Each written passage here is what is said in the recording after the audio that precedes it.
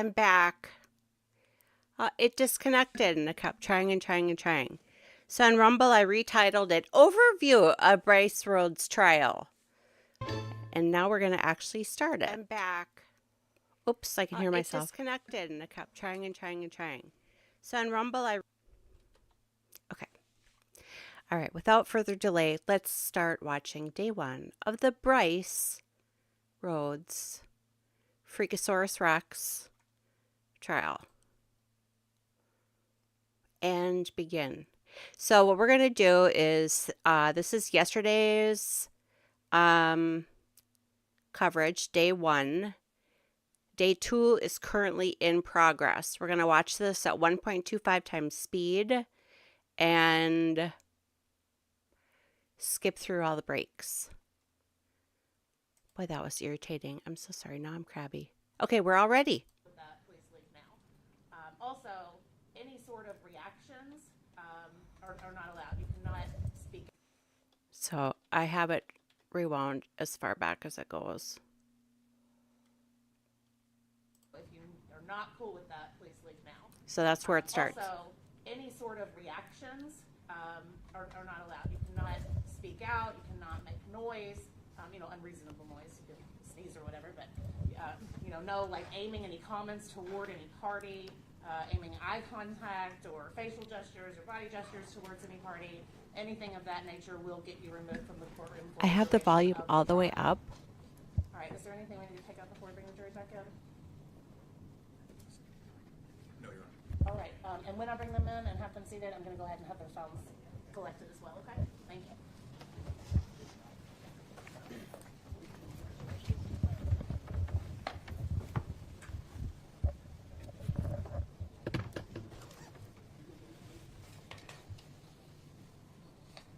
All rise for the jury.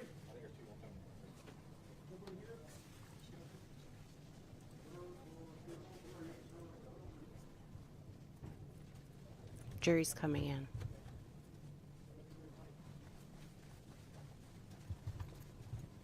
There's their feet. At 2 times speed.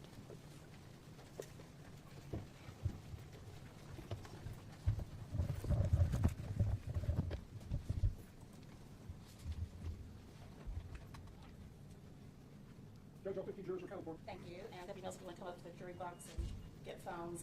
So you all can sit down. While we're in the courtroom, your phones will go somewhere where you cannot access them. And when we go on breaks, we'll get them back.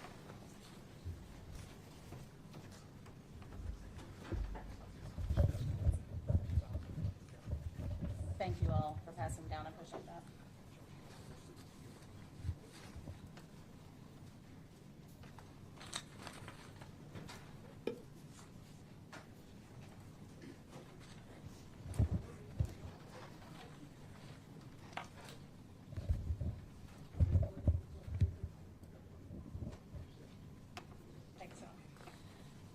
All right, now, ladies and gentlemen, as I was saying earlier, we are ready to proceed with the trial of this case. You have been sworn in as jurors in the case of Commonwealth versus Brice Rhodes.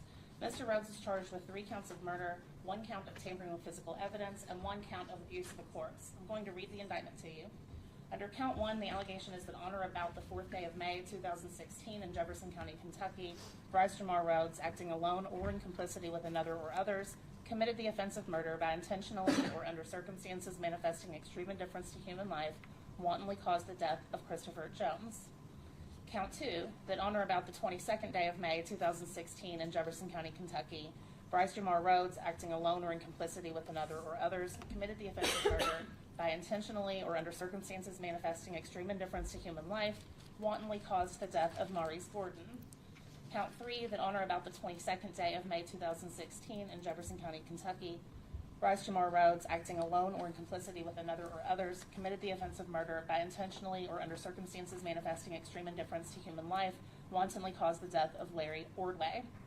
Count 4, that on or about the 22nd day of May 2016 in Jefferson County, Kentucky, Brice Rhodes, acting alone or in complicity with another or others, committed the offense of tampering with physical evidence when, believing that an official proceeding may be pending or instituted against him, he destroyed, mutilated, concealed, removed, or altered the physical evidence which he believed was about to be produced or used in such official proceeding with the intent to impair its verity or availability in the official proceeding. Count 5, that on or about the 22nd day of May 2016 in Jefferson County, Kentucky, Brice Rhodes, acting alone or in complicity with another or others, committed the offense of abuse of corpse when, not authorized by law, he intentionally treated a human corpse in a way that would outrage reasonable family sensibilities. And count 6, that on or about the 22nd day of May 2016 in Jefferson County, Kentucky, Brice Rhodes, acting alone or in complicity with another or others, committed the offense of abuse of corpse when, not authorized by law, he intentionally treated a human corpse in a way that would outrage reasonable family sensibilities. I'd like to briefly tell you how we'll proceed. In this case, just like any criminal case, the Commonwealth will make an opening statement. The defense then will have an opportunity to make an opening statement if they wish to do so. Opening statements are not evidence, but they are an opportunity for the attorneys to advise you up front of what they think the evidence will be and what will be important to pay attention to. After opening statements, then evidence begins being presented. The Commonwealth will present evidence in the form of sworn testimony by witnesses or by exhibits. At the conclusion of the Commonwealth's evidence, the defense may present evidence, but they are not required to do so. At the conclusion of all of the evidence, I will instruct you on the law that you must apply to this case, and I will read instructions to you, which you will also get a copy of. After I have instructed you on the law of the case, the attorneys will have a chance to make closing arguments to you, which again are not evidence, but are an opportunity for them to sum up what they believe the evidence did show, and perhaps how you should find. Now, I've talked to you a lot about the admonitions in this case, but I'm going to go through it one more time, and will remind you upon leaving that you must follow the admonition as well. You must decide this case based solely on the evidence presented here within the four walls of this courtroom. During this trial, you may not use internet search engines, websites, blogs, or use any other electronic tools to conduct any research about this case, to post information about this case, or to help you deliberate on this case. During the course of the trial, you are not to communicate online with anyone connected to the trial, including witnesses, lawyers, other jurors, experts. Do not record or photograph any part of these court proceedings because that is prohibited by law. If you accidentally encounter information about the case from any source outside of these four walls, it is your duty to bring it immediately to the attention of the court. All right, Mr. Cunningham, are you ready for opening? The Commonwealth is ready now. Thank you. Go ahead. All right, if she talked actually kind of fast, so if he is equally fast talker, I can switch it back down to like normal speed. Just let me know.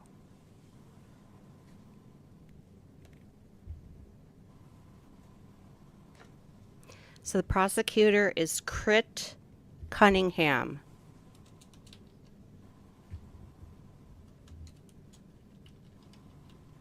And again, this is yesterday's day one opening statement. Ladies and gentlemen of the jury, callous and casual was the first murder.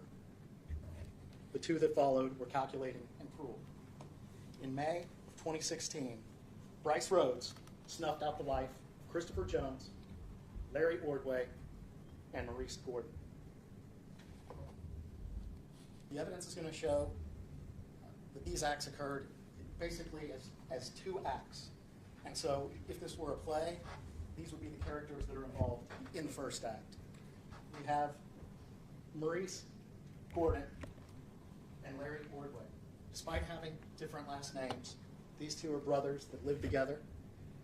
They went to school at Olmsted. They liked playing basketball. They enjoyed rapping. They were always hanging out together. They had a home. They had a family. But from time to time, they would be out of the house for a few days. That wouldn't be anything unusual for them. They were born 2 years apart and a day, so they almost had the same birthday. And unfortunately, they both died on the same day, which we'll get to a little bit later. So these two brothers that were always hanging out together, 16 years old and 14-year-old, were friends with several people, one of which was Jacory Taylor. Now, Jacory, you're going to hear testimony from him. He's going to testify. He had a rough go of it. He had lost his job at White Castle's. He was in and out Oh my God, I love White Castle. people's houses. He would stay in the stairwell at his girlfriend's house. He was just I have the volume going down all through the way things. up. And he was friends with both Larry and Maurice. And Jacory goes by Corey also sometimes. And Maurice Gordon also goes by Maurice. And they were mutual friends with Brice Rhodes, the defendant here, who went by Rambo. Brice Rhodes, was 25 years old at the time in 2016 when he's hanging out with 14-year-olds and 16-year-olds. Jacory was 17 years old. And there's one more person in the spring group.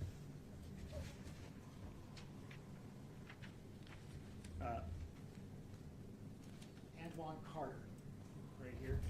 And he goes by Buddha. And he was just a friend of theirs that would hang out. So,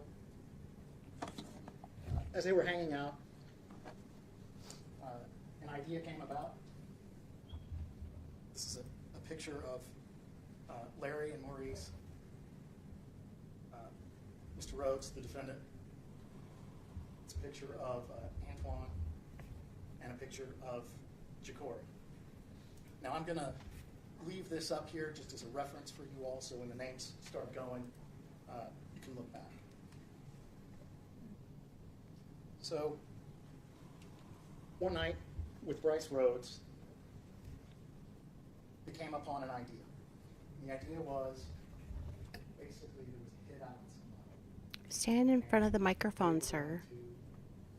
To kill that person and collect on it. Brice Rhodes was aware of this hit and knew who would pay on it and knew who the target was. So, on May the 4th, 2016. Now keep in mind, all the events from this case happened in May of 2016. So when you see witnesses on the witness stand, they don't look at all the same as they looked back then. And also people's memories are a little bit different because this happened a while ago. So the idea was this. They all hopped in a car on May the 4th, and Maurice was driving the car. It was a blue Mazda that was owned by the defendant, Mr. Rhodes. The front passenger seat was Larry. Brice Rhodes was in the back behind the driver's seat. And Jacory Taylor was on the right behind the passenger seat. Trailing in a different vehicle was Antoine Carter. He's in a truck that's following behind his car. So it's nighttime, and they're driving around looking for this guy, looking to collect the price on his head. As they approach, picture of Antoine, who was the follow driver. He was 17 at the time. As they approach 41st Street, there's video of the car driving by, then video of the truck. What happened was a man was walking out in the streets, and he had long braids. And so he looked like the guy that Brice Rhodes believed the hit was on. So Brice Rhodes rolled down his window. The guy was walking out of the street. Cars parked in the road. Walking out into this, away from the street, in between the cars. And Brice Rhodes yells out the window to him, "Hey, get out the road, bitch," and then shoots him one time in the side. The bullet wound is going to go through his arm and into his side. Police are going to be alerted that there was a shooting and respond to the scene.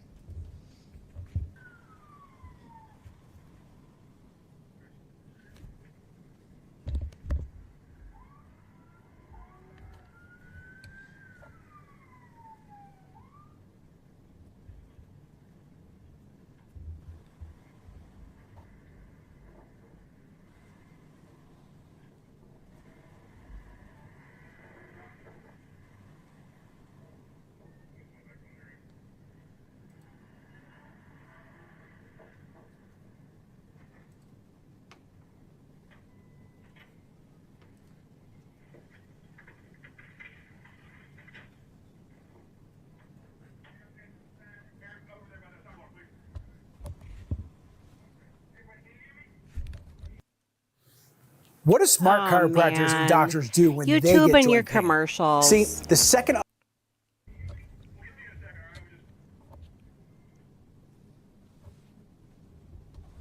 The man on the pavement there is Christopher Jones. He had nothing to do with any hit or street business. He was just in the wrong place in the wrong time and ended up being shot. He was still alive, but non-responsive there at the scene. EMS took him to the hospital where he passed away. God, terrible. Intersection of the nearest street, police reported to. There's another picture of Mr. Jones. And this is a picture of, from the body cam, of approximately where his body was in the road as the car drove by. You can see this is the clothes he was wearing, and some of the items that were on his person. And that's what he was reduced to after he was shot by Mr. Rhodes. You can see a single bullet wound in his arm, and then the entrance of the bullet wound that turned out to be fatal into his chest. So that's the end of what, if this were a play, if this wasn't so serious, we'd call the first act.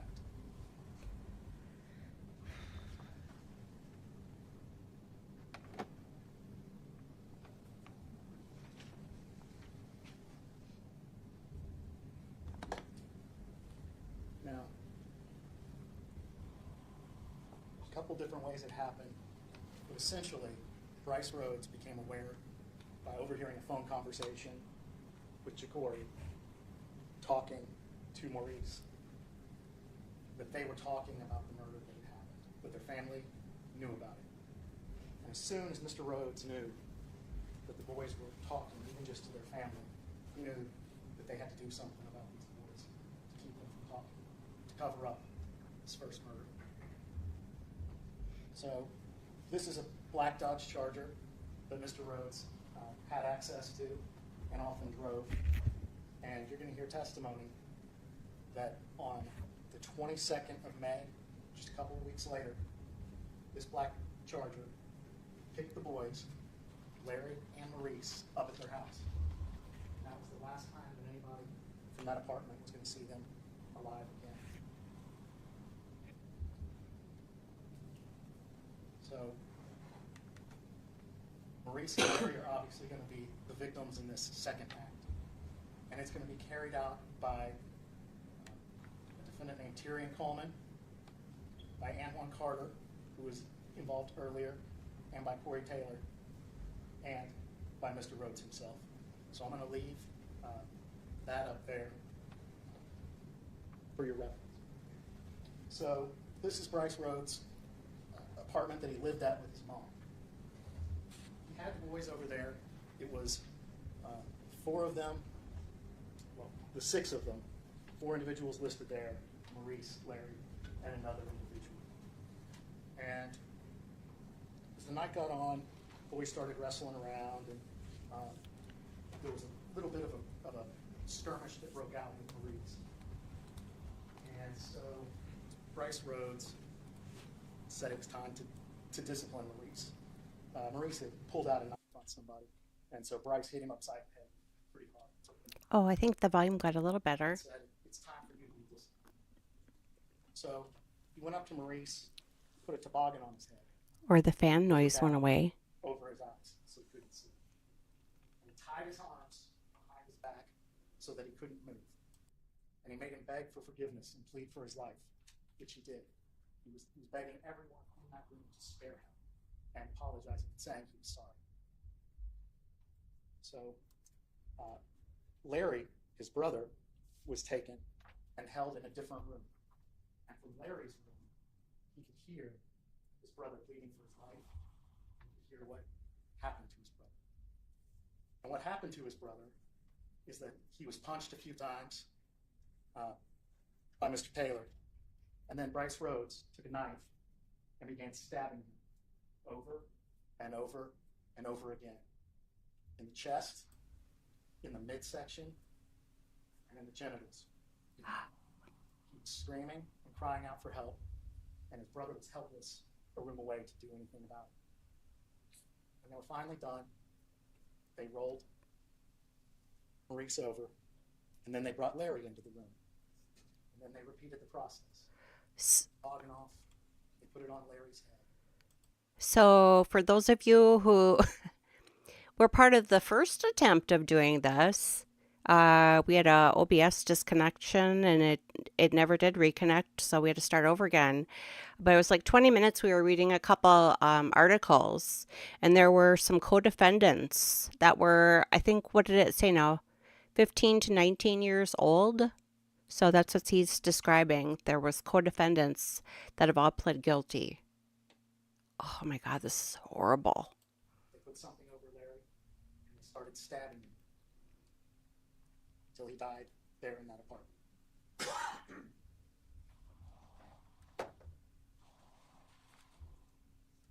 Brice's mom and sister, who shared that apartment with him, were out of town that weekend.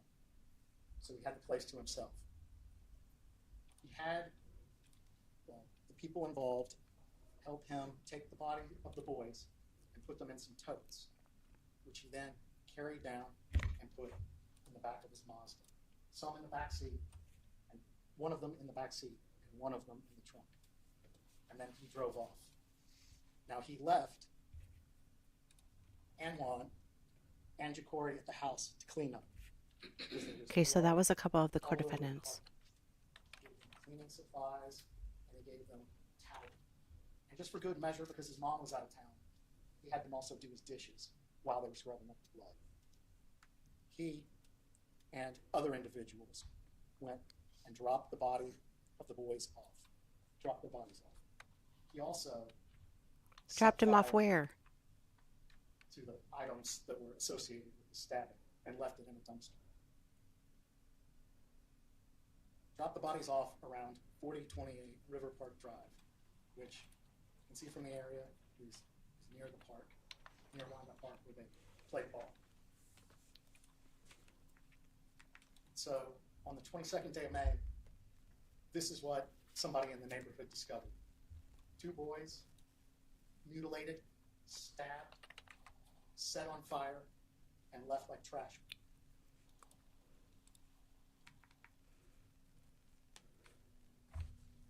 So the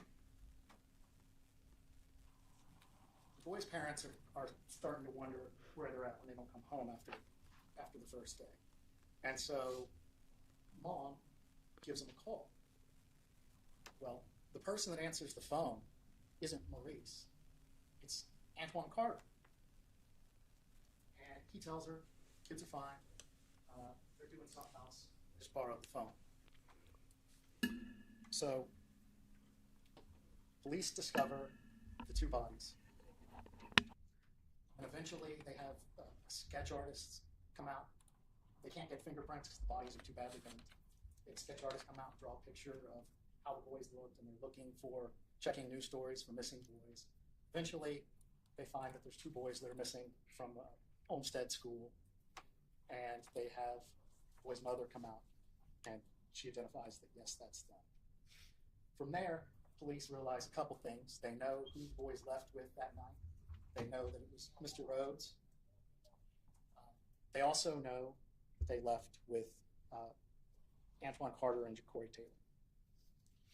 So police track the phone, and eventually it leads them to Antoine Carter.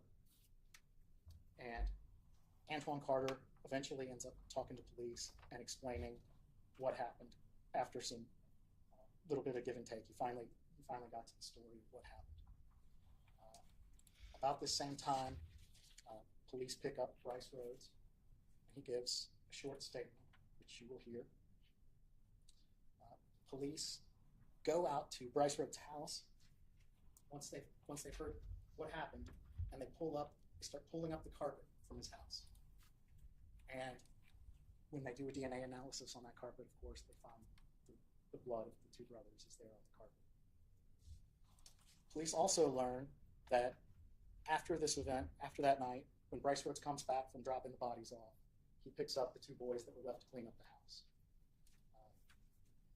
Jacory had with him the boots that he wore in the house. And he left those boots at a girlfriend's house. And so police got a search warrant. They go to that girlfriend's house, and those boots, the DNA on those boots, comes back to the boys as well, corroborating what was said earlier. He also gives a statement to police, and it pretty much matches the statement of Antoine Carter that I just relayed to you. So, this picture of the apartment, how cleanly the flooring was stripped from Brice Rhodes' place. Another thing that police did once the investigation got underway was they went and looked at Brice Rhodes' blue Mazda that had transported the two victims in the tote sacks. And you'll notice this is a picture of the back seat of the Mazda. All the cloth seating has been ripped out of it. And this is a picture of Jacory at the police station giving his statement. You can see, I want you to remember how young he truly is. At this point in time, he is 5'5", weighs 122 pounds. Brice Rhodes is 25. He's even got a pocket square. This picture of the boots that were recovered from the girlfriend's house. So my wife got me this weird new kitchen knife as a Christmas gift. God, I love her.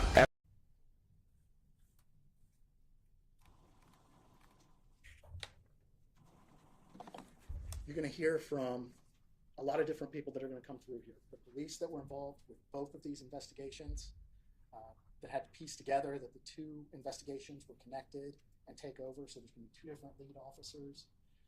You're going to hear from experts in, you're going to hear from the medical examiner. You're going to hear from CSU professionals. You're going to hear everything that the police did to make sure that the three victims in this case get justice. And I hope at the conclusion of the Commonwealth's case, you will give them that justice. Thank you.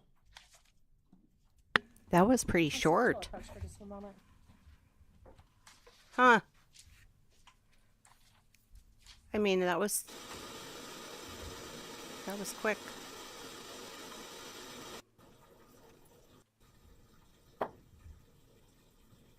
Okay, so again, this is yesterday, day one. The prosecution, what was his name now? Crit Cunningham. Just finished his opening statement, very short. Just the facts. There were 3 co-defendants. The 3 co-defendants, I'm assuming for this. Okay, so Christopher Jones was the original person who was murdered in front of 2 other boys, Maurice Gordon, and now I forget the other guy's name.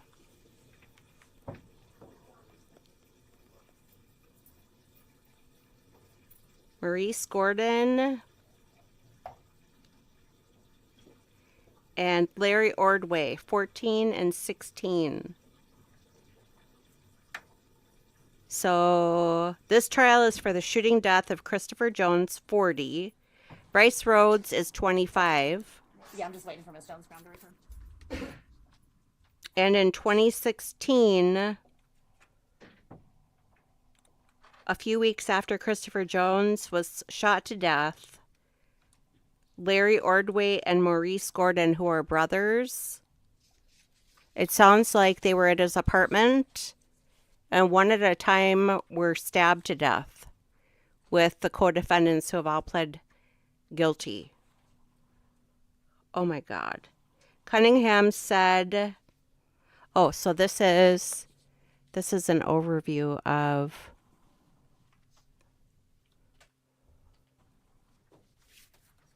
sometimes I forget that we're watching. All right, please go ahead. Yesterday and not live. So day 2 is going on right now. This is yesterday opening statements, day 1. So this is one of his defense attorneys. I stabbed him. I stabbed Maurice in his side. This will be interesting to see what she I drove says. on him. I ran him over. Ladies and gentlemen, these are quotes from someone involved in this case, but these are not quotes from Brice Rhodes. These statements were made by Antoine Carter. Antoine Carter talking about killing his best friend, Maurice Gordon, and running over a helpless Christopher Jones. Ann Carter is the prosecution's main witness in this trial. Ladies and gentlemen of the jury, I'm so glad that you're here. I'm thankful that you're here. I know Brice is also grateful that you are here because he has waited. Whoa, whoa, whoa. So she's claiming that he was just an innocent bystander. This is going to be good. A long time Wow. for you all to hear the evidence. The evidence, or the lack thereof, will show you that Brice Rhodes is not guilty of these accusations. The burden of proof being beyond a reasonable doubt. Why do we keep talking about that? I know you've heard that many times already. Our system, our government, makes it so difficult to take someone's freedom that we can't let the government make any mistakes. And we want to be sure that no one is ever wrongfully convicted, especially in a situation where the stakes are this high. The government has made some very serious accusations against Brice. And I'm not here to undermine the loss that the families and the community have suffered as a result of these senseless deaths. But I'm here to make sure that nobody is wrongfully convicted, and that's why you are here. As jurors in this case, you guys have a great responsibility. But with that responsibility also comes a great power. You all have the power to hold the government to their burden of proving Brice Rhodes guilty beyond a reasonable doubt. You have the power to say no. You have the power to say we are not convinced. And the power to know that that decision is okay. So how do you make that decision? As Ms. Jones-Brown told you earlier, none of us can define reasonable doubt for you. That's up to you as a juror. That's up to you as an individual. So what are you going to use to make this determination? You will hear evidence over the next several days. You will decide what evidence you find credible, what witnesses you find believable. So what evidence do you all expect to see to help you make this decision? It's a very important decision. Eyewitnesses? That might be good. I think you'll find that there aren't any eyewitnesses who were not themselves involved in these crimes. There are no neutral witnesses. Do these witnesses have a motive to lie? Can we trust them? You might expect to see a murder weapon. There's not one. Is there physical evidence? Yes. Can it be trusted? That's up to you all to decide. Let's talk about the physical evidence. The Louisville Metro Police Department found tire tracks and footprints at the scene where Larry and Maurice's bodies were found. The tire tracks could not be linked to Brice's vehicle. The footprints did not match Brice's shoes. Brice's fingerprints were not on any evidence. Brice Rhodes' DNA was not found on any evidence except for on the steering wheel and the gear shift of his own vehicle. Let's talk about Brice's car. The Commonwealth showed you a picture of the Mazda. Louisville Metro Police Department searches Brice's car and claims that the entire back seat of Brice's light blue Mazda had been removed in an effort to conceal evidence of these crimes. No DNA linking Brice to those crimes was recovered in that car. You'll hear that Brice borrowed Chris Jensen's black Charger to drive these boys around. And when you hear from Mr. Jensen, note that he is not going to be able to say that anyone was with Brice when he picked up that black Charger, nor was anyone with Brice when he dropped off that black Charger to Mr. Jensen. These are things to consider. I want to give you an alternate perspective, if you will, than what the government has. Have they accused the right person, or was Brice an easy target to blame? Has the one who already committed these crimes pled guilty? I ask you all to listen to the evidence, observe the witnesses, and ask yourselves if something isn't quite right here. The evidence will show that there is a reasonable doubt that Brice Rhodes is guilty. Let's talk about the detectives in this case. As you all know, the Louisville Metro Police Department was the agency responsible for investigating both of these murders, both scenes, or excuse me, both incidents on May 4th and then again on May 22nd. And there were two lead detectives, as the Commonwealth told you, Detective Griffin and Detective Tonelli, and you'll hear from both of them. But I want you to think about how many hands were involved in this case. When it comes to handling evidence, interviewing witnesses, executing search warrants, mistakes were made. And I want you to think, can we rely on every person that works for the Louisville Metro Police Department? You will learn that the Louisville Metro Police Department investigated these homicides, and once again, this is the same force that murdered Breonna Taylor. Yes. Whoa. So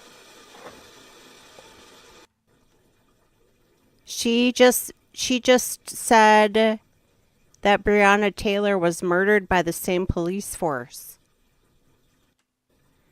That's pretty bold.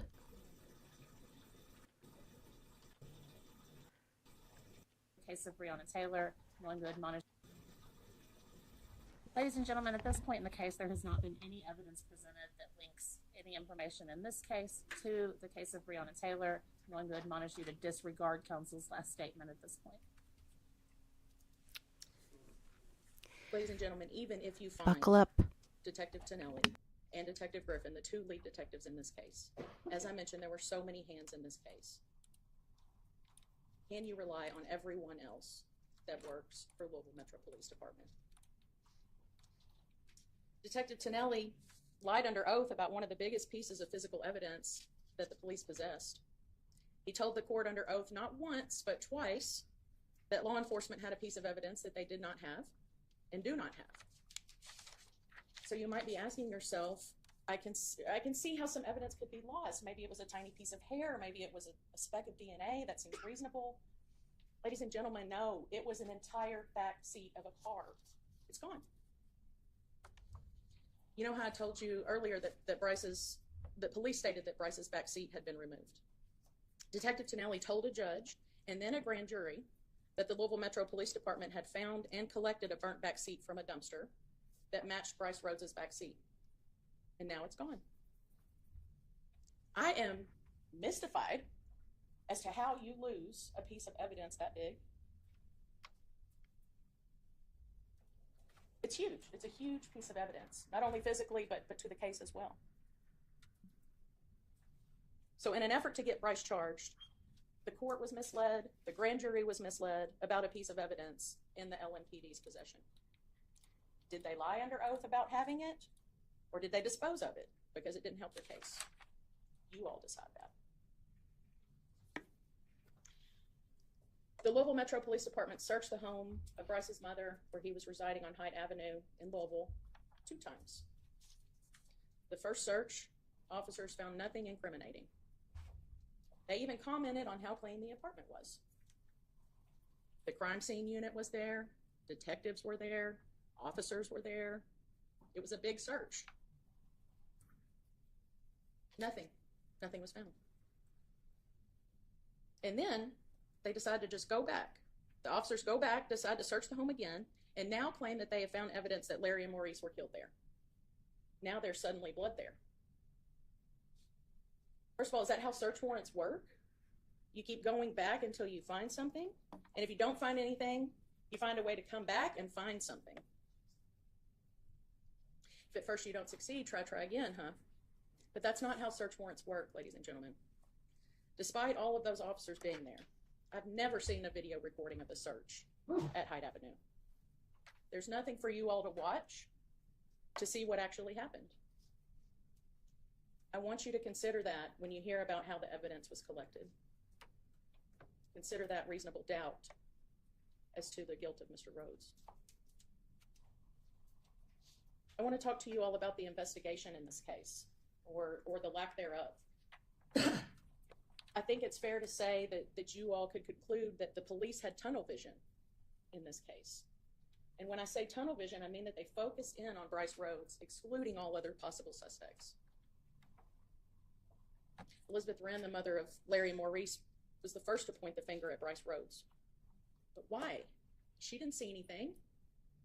So what was her problem with Brice? Was it their romantic relationship had gone bad? I feel for her. She lost both of her sons.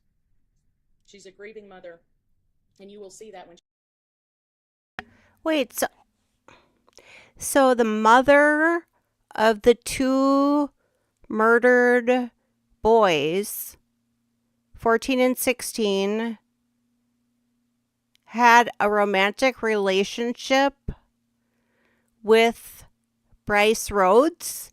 This happened in 2016. He's now 25. Oh my God, this guy's delusional. she testifies. But I'm going to ask you to look past that and think about the part that she played in this. Consider the reliability of her statement.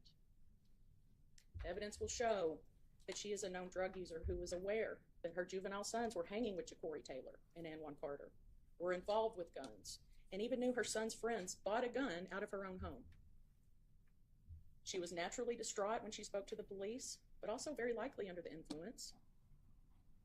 And I'm not saying that to speak ill of her, but as a jury, you have to know that the police took her statement and did not investigate anyone else. The police didn't care that she hated Brice. The police didn't care that they had a relationship that went sour. The police didn't care that she hadn't actually seen anything. They already had a name, and she was happy to trash her ex-boyfriend.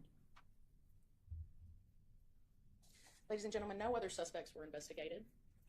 Not a full investigation was done, as you might expect to see in a case of this magnitude. There were, however, other suspects to investigate. Just prior to the shooting of Christopher Jones, a Louisville Metro police officer reported a suspect in a white shirt, reported receiving a report of a suspect in a white shirt riding a bicycle and waving a gun around in the area. This is not a coincidence. It's a high crime area. It wasn't investigated. Another witness reported seeing a black Chrysler 300M near the scene of Christopher Jones's death, and even stated a person got out and messed with the body, but then fled before the police arrived. This was not investigated. Another possible suspect comes to light in the statements of Anwan Carter and Ja'Cory Taylor. They both described two other men being present at and participating in the murder of brothers Larry and Maurice. Tieran Coleman was eventually charged and convicted. However, the other individual was not charged or even questioned. There is a reasonable doubt that Brice Rhodes is guilty. There's no clear motive for Brice to have committed these crimes. The police allege that Brice Rhodes shot and killed Christopher Jones in the presence of Ja'Cory Taylor, Anwan Carter, Larry Ordway, and Maurice Gordon. And then about 3 weeks later, the police think that Brice stabbed Larry and Maurice because Brice was afraid they would go to the police and rat. But the other two who were present are still alive. Anwan Carter and Ja'Cory Taylor were there, and they are still alive. Does this make sense to you? And I would like to talk about those co-defendants. I stabbed him. I stabbed Maurice in his side. I drove on him. I ran him over. Anwan Carter was facing life in prison for his actions against 3 innocent people. He was facing life in prison. And the prosecution said, that's okay. We'll give you probation. But to get the sweetheart offer, you got to give us someone else. Anwan Carter pled guilty to the murders of Christopher Jones, Maurice Gordon, Larry Ordway, and in exchange for that, the prosecution was okay with probation, or maybe a little prison, left it up to the judge, if you testify against Brice Rhodes. Anwan Carter gave a name, the police took it and ran with it. Up to that point, all they had was kids killing other kids. They wanted an adult to stick it to, and here we are. 2 people have already admitted to killing Christopher Jones. And 1 Carter and Ja'Cory Taylor. 3 people have already admitted to killing Larry Ordway and Maurice Gordon. Again, and 1 Carter and Ja'Cory Taylor, plus Tyrone Coleman. They have all pled guilty to their murders. So why are we here then?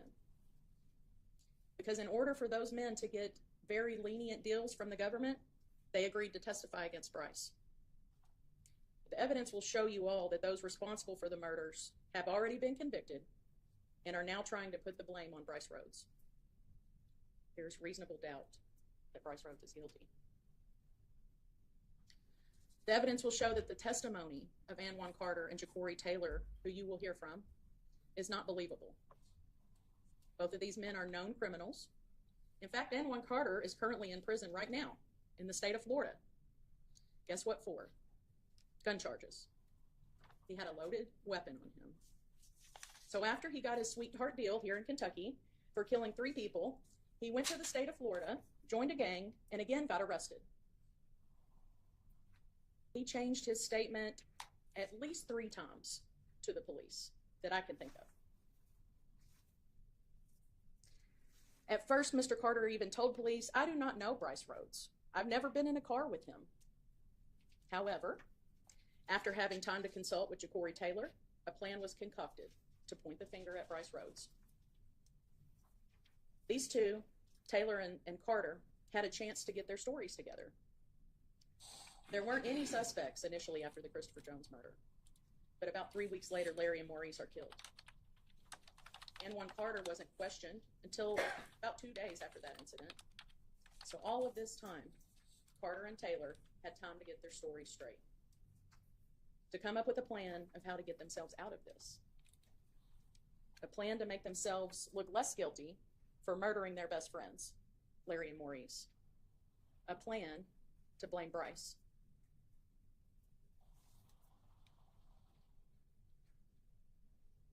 And 1 Carter admitted to running over Christopher Jones's body in a pickup truck that he had stolen, that Mr. Carter had stolen. Do you know what kind of vehicle witnesses reported seeing at the scene where Larry and Maurice's bodies were recovered? A pickup truck, not Brice's blue Mazda. And 1 Carter admitted to stabbing his best friend Maurice Gordon.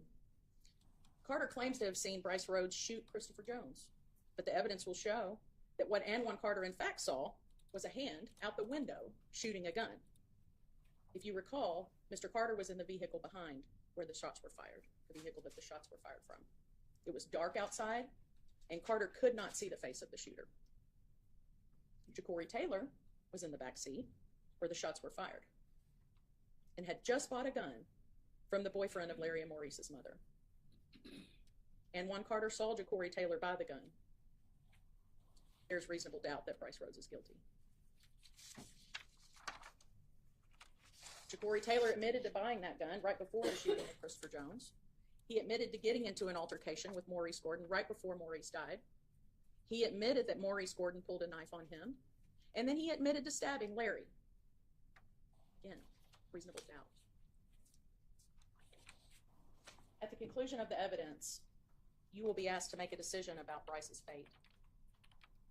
You have promised that in order to find anyone guilty, the government has first proven to you that that person is guilty beyond a reasonable doubt.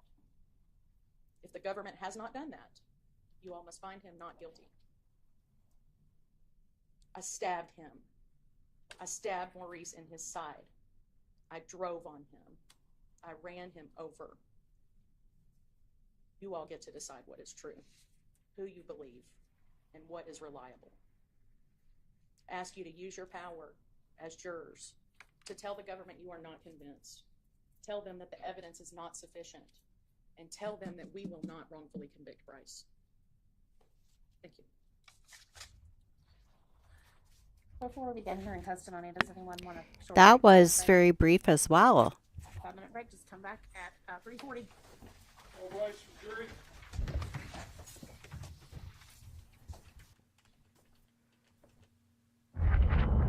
Oh, and another YouTube This commercial. Thank game. you so very much, YouTube. You're not ready for it.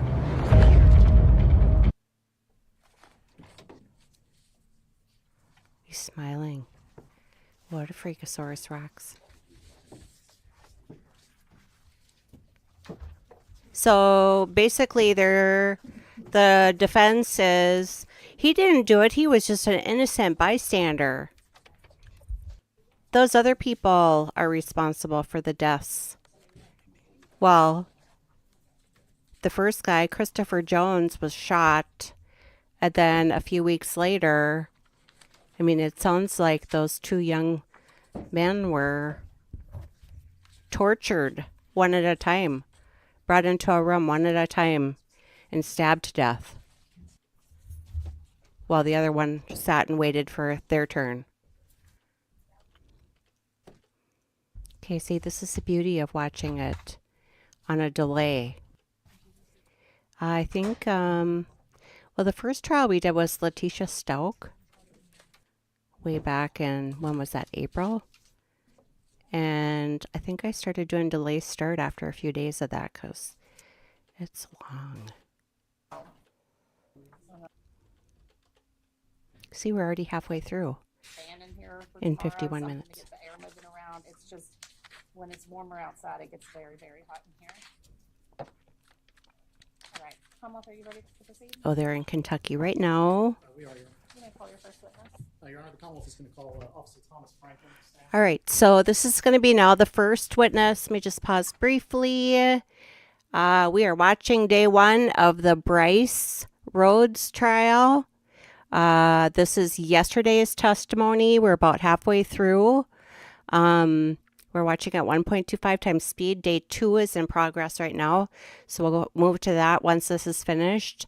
Both the prosecution and the defense opening statements were relatively brief. The defense, it appears, is Brice was just an innocent bystander. And the mother of the two boys that were murdered,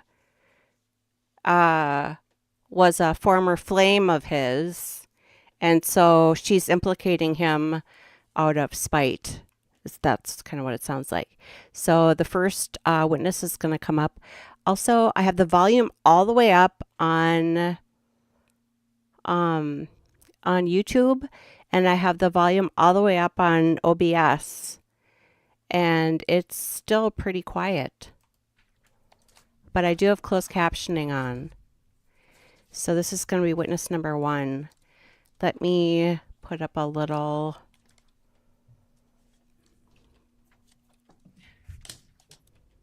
How long have you been with Okay, hold on. the Revenue Officer? Can you state your name for the ladies and gentlemen of the jury? Officer Thomas Franklin, And Officer Franklin, where are you employed? Louisville Metro Police Department. How long have you been with? Okay, so what is his name? Thomas Franklin. Raise your right hand. You swear to tell the truth and the whole truth? Sorry. Officer Thomas Franklin, Thomas Franklin, Louisville Metro Police Department.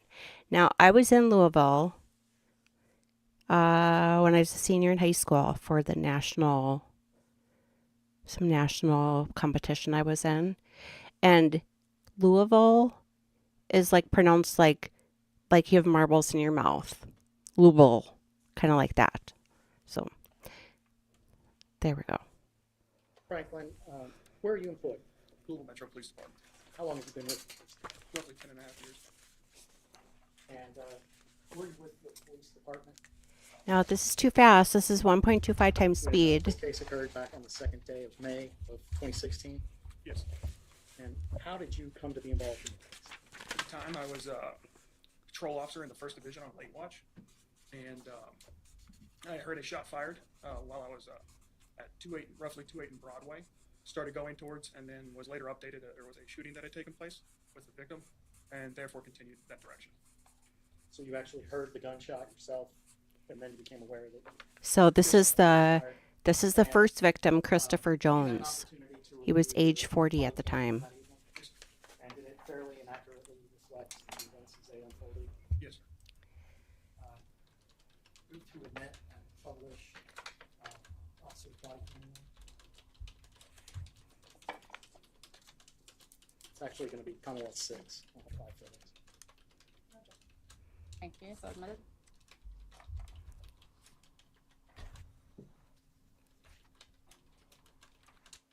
Let me guess. You got one of Let me these guess. ads for the bearskin hoodie YouTube, that's let's like, just throw another this is the last commercial in. hoodie. I think it was May 2nd.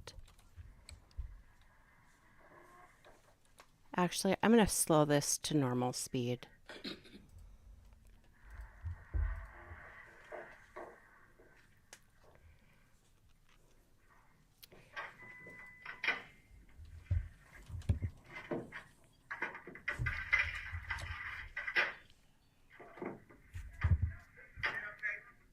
Eric, over there by that sidewalk, please. Okay. Hey, buddy, can you hear me? Can you hear me? We'll get to you in a second, all right? We just...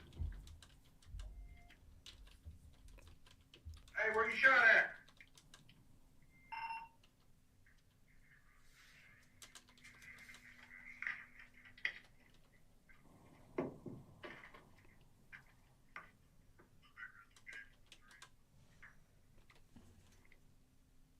Where you shot? Oh, here we go. Right here.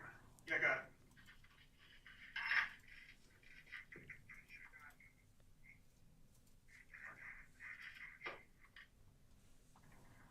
Hey, buddy, stay with me, all right?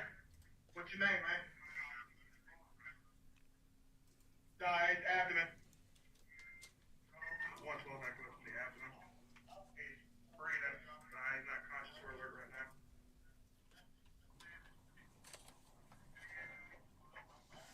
Hey, buddy, what's your name? Hey, buddy. What's your name, man? Talk to us. Can you hear me? He's not really responding to anything. Yeah, good.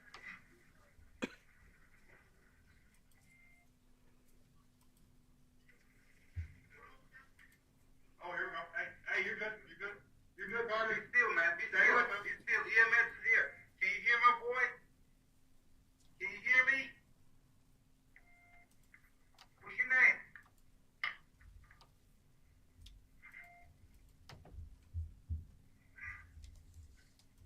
Got a wallet back here. He's moving his arm, but it's not like he's just responding to us. It's right underneath this. I don't see an exit wound. Yeah, there's one patient over here. Where, right here? No, it's over here by EMS. Don't worry about it. You guys are fine. Yeah, only seen one. Right here underneath my arm. Yep. No, he's not responding to us. He's moving his arm though a little bit. He may have another shot right here. Yep, right there in the arm. Another one.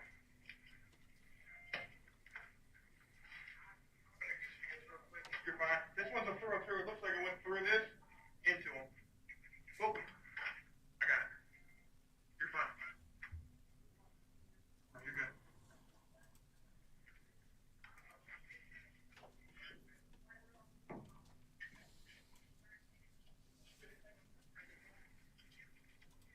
Today's fixed right now. Can you hold down for today? Oops.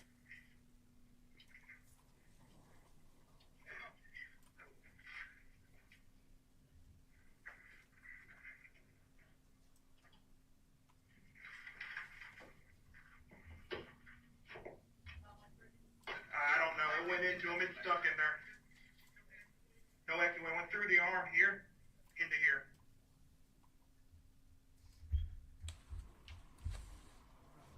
Is that a night you remember pretty well, safe to say? Yes, sir. Can you walk the jury through what do you do once you get the call? What steps do you follow? This one, again, I was in the parking lot at 28 and Broadway, and actually heard the shot and started going that direction. Which time it's updated to a shooting with somebody that's been struck. I'm a 1st Division officer that borders the 2nd Division. The actual location was in the 2nd Division. However, because of short bodies, people already on runs and things of that nature, I decided to continue to go anyways because I had determined based off what dispatch had been saying and other people had been responding, I would still have been closer to help provide aid and continue and go that direction. So I continued going, observed EMS in the area beforehand, and notified radio that they were staging. And I don't think I asked you, do you remember what time it was that the call came out? It was after midnight.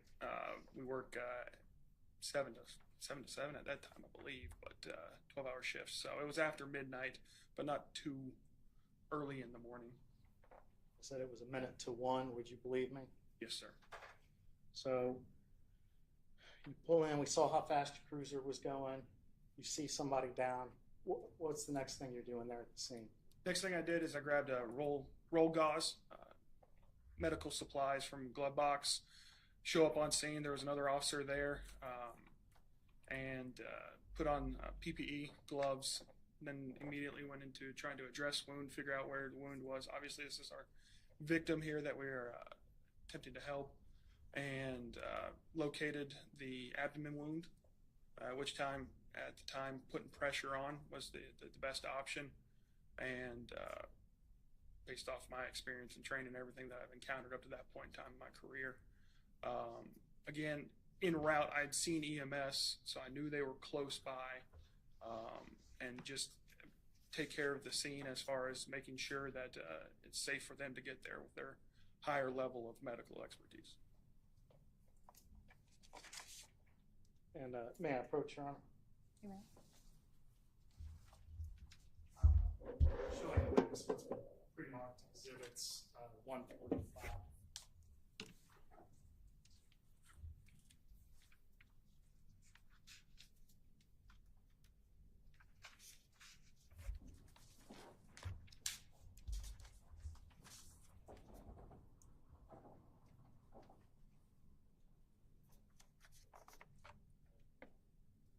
Are you familiar with these photos? Yes, sir. And they all fairly and accurately represent what they purport to be? Yes. Why don't you walk the jury through what these are photos of? This is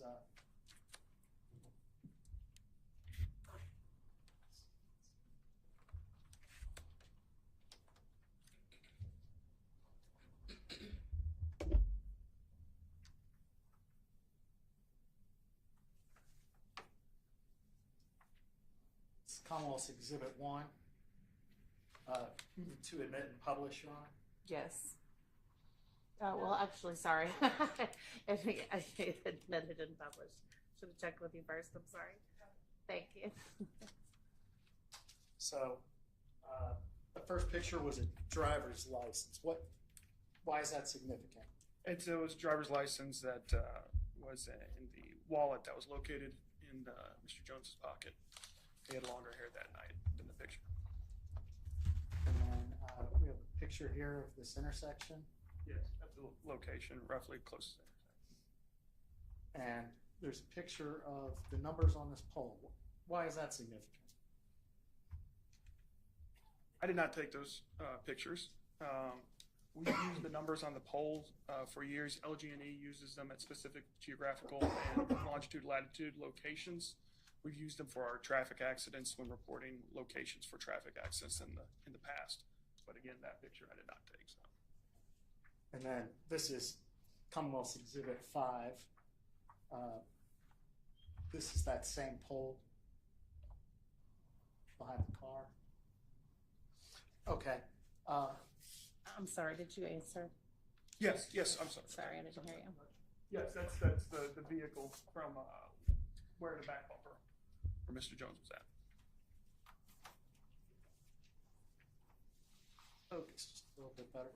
But what is this picture of? That's the location that we found him in. And there's items that are in the road? Yes, as from the body camera to render medical aid, some clothing items were cut off, taken off to better allow the medical crew to address the wounds. And that's what we saw happening in the video? Yes, sir.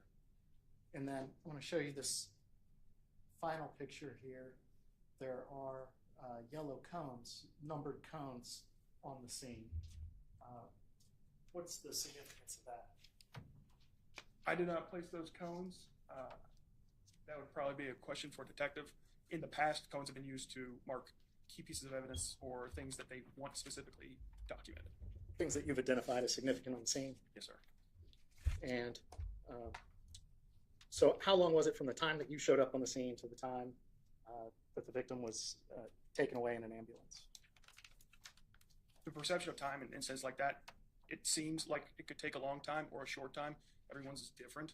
For me, again, it's documented on the video. I would better reference that video to answer that question. And then, did you do anything else of significance at the scene?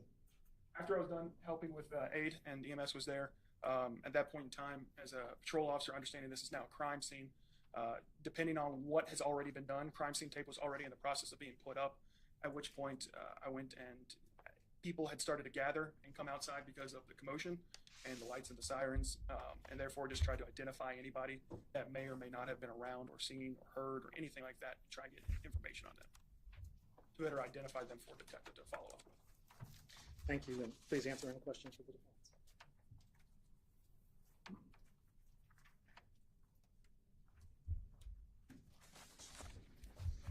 Officer Franklin, I believe you told us that you are part of the 1st Division.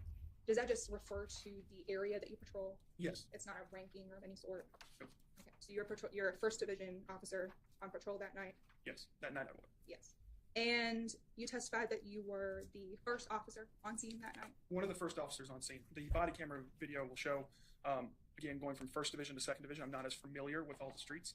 I was able to see another officer in front of me turn down the block, and then that's when the video kicked on, turn down the other block, and then come to the location. So you were the 1st or maybe the 2nd officer on scene? I'd say so, yes. And when you arrived, however, you were not the 1st person on scene, correct? Correct, yeah. Because EMS was already there? No, EMS was not there. I would say there were other people, obviously bystanders. I at one point in time told to go back, sidewalk, and we'll come talk to you. So when you arrived, EMS is not currently there? As far as first responders go, I was, as the video showed, the 2nd officer there. But there are other people who are not involved in law enforcement or first responders at all, correct? They were already there as I was approaching. And when you arrived, let me go back. You testified that you heard a single gunshot? Yes, I heard a gunshot. Just one single gunshot? Yes. Not 5 gunshots? I heard a gunshot. And you found a single bullet casing? There was a casing near, and because of rendering medical aid, at one point in time it was moved. However, I made a point of it further on in the video to identify that that was it, and we still had it located. Whether I moved it, I bumped into another officer, or EMS did, at that point in time, in our chain of importance, rendering medical attention is more important at that point.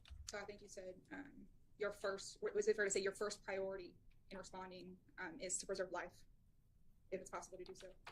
And then the next priority might be preserving the scene? Yes. So your first priority when arriving was to render as much aid as you could? Yes, when safe to do so. Again, you have to have the scene safe. Only 2 officers, 1 person, you're kind of delegating and playing off each other as far as tasks. 1 person is security, you still don't know is the individual who shot in the area, etc. So going into medical aid, I had the gauze, I remember to grab it, but I was also getting out of the car.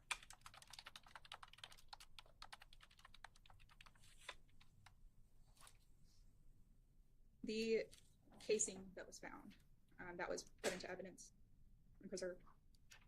I was not part of that process. But Brice's fingerprints were not ever found on that shell, correct? Excuse me? Brice's fingerprints were not found on that casing. It's not part of that process. I believe you said that after the scene was secure, you interacted with some of the bystanders? Yes. To try and see if anyone had seen what had happened? Yes. And one of the bystanders was Keith Taylor? Yes. And did you speak with him? I did.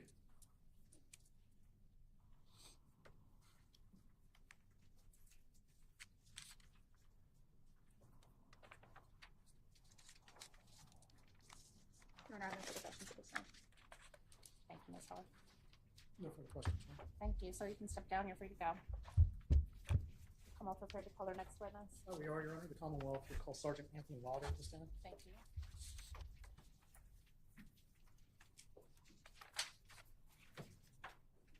you. Well, that was also short and sweet. So if you're Let just... me let you in on a little secret here. Oh, All thanks, these fitness YouTube. gurus out there have We it were donkey backwards. jonesing I for hate the another word fitness. commercial. Rather, physical and mental. So if you're tuning in, this is yesterday's... Afternoon. This is yesterday's day one trial of Brice Rhodes.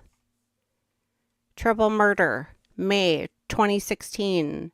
Witness number 2, Sergeant. Introduce yourself to the jury. My name is Anthony Wilder, W-I-L-D-E-R.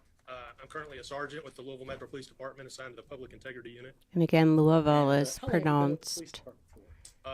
Approximately 19 years. like I'm you, currently a sergeant with the like you have Louisville Metro Police marbles in your Department mouth. assigned to the Public Integrity Louisville. Unit. And how long Wait, have you what was been- his name again? can you introduce yourself Anthony. to the jury? My name is Anthony Wilder, W-I-L-D-E-R. I'm currently a sergeant with the Louisville Metro Police Department assigned to the Public Integrity Unit. And how long have you been with the police department for? Approximately 19 years. And do you remember what your role was with the police department back in 2016? From 2010 to August of 2017, I was assigned to the homicide unit. And where is that what you were doing back on May the 2nd of 2016? Yes. Do you remember how you became involved with this case? I was working in the homicide office, and I was notified by radio that 2nd Division officers were responding to a reported shooting in the 800 block of South 41st Street. It was approximately 1 a.m. I believe it was Wednesday, May 4th, 2016. And what was your first action that you took once you got to the scene? Once I was on scene, I made contact with the first officer that responded to the scene, Officer Franklin. Spoke to him about what information he had learned upon his arrival. And then after that, I conducted a neighborhood canvass of the immediate area, spoke with several of the residents, and then I conducted the scene investigation for that location. So can you explain for people that aren't familiar what goes into a neighborhood canvass?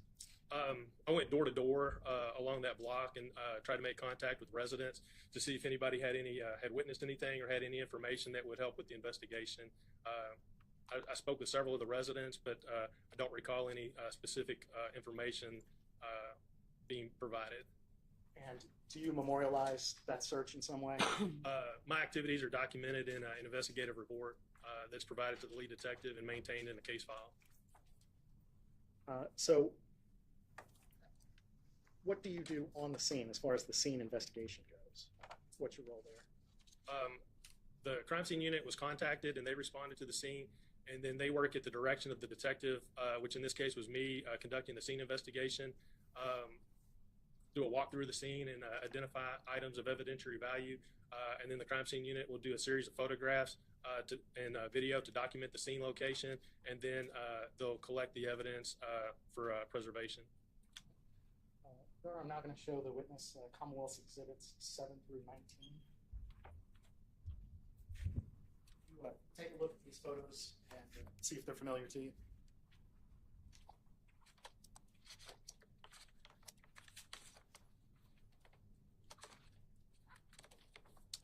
These are some of the photographs taken during the scene investigation.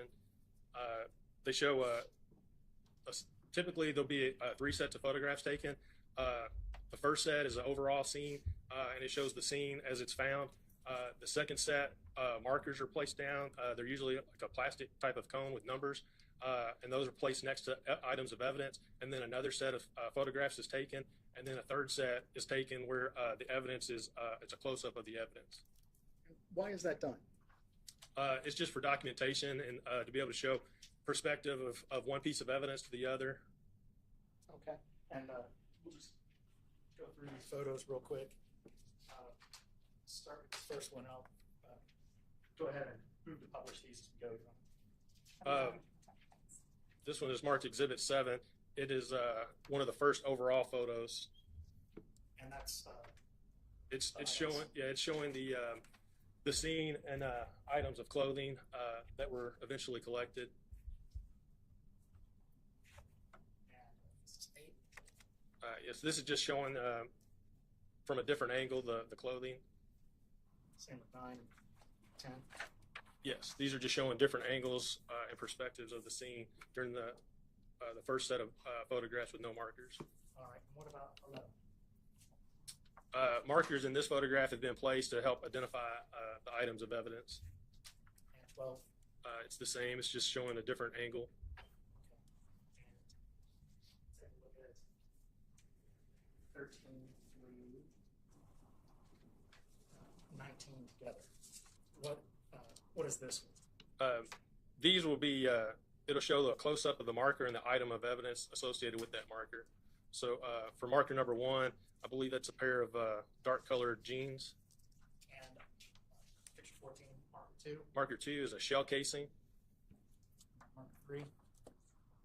Marker 3 is a kind of a plastic wristband. 4. Is a Cricket cell phone. 5. There's several pieces of clothing.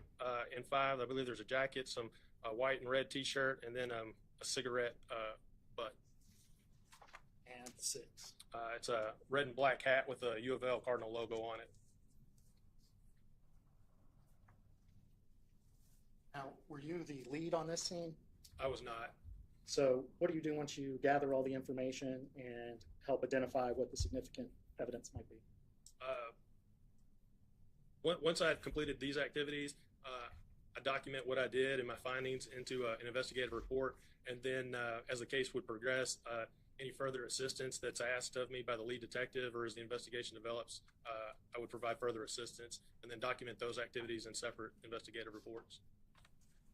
All right. And 41st Street is the address of this incident was in Jefferson County, is that correct? It was in the 800 block of South 41st Street, and that is in Jefferson County. Thanks.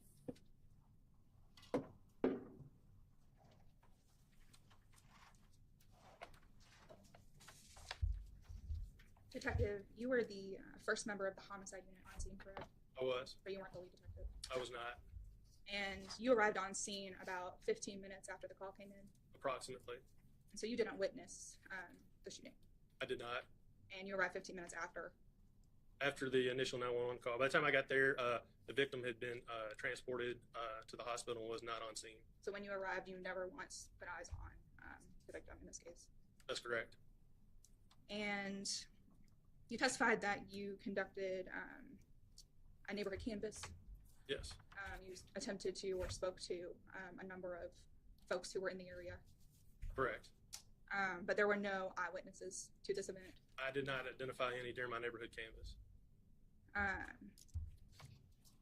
One of the individuals that you did interview was Keith Taylor. Yes, I believe he was one of the first 911 callers that reported the incident.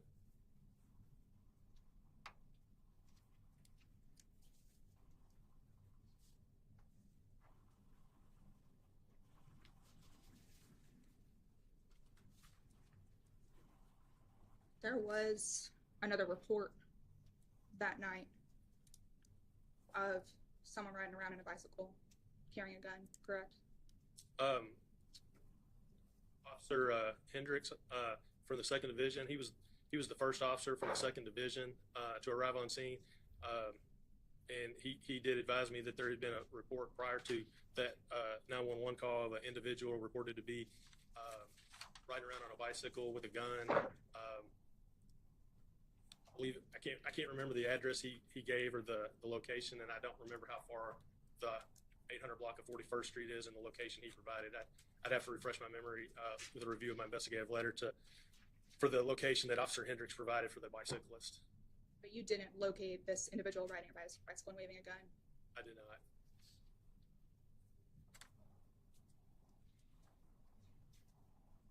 And there was another report of another vehicle, a Chrysler 300 on scene that night, correct? Mr. Taylor advised from speaking with him, I learned that when he had stopped his car as he pulled up on the victim in the street, there was another car that pulled up with him. Both individuals exited their vehicle, saw the victim. Mr. Taylor called 911 and remained on scene. The driver of the other vehicle got back in his car and drove away. And the other individual drove away in his car before the police arrived, correct? That's my understanding from speaking with Mr. Taylor. One moment, Your Honor.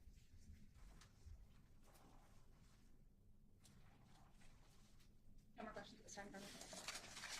Thank you. You redirect?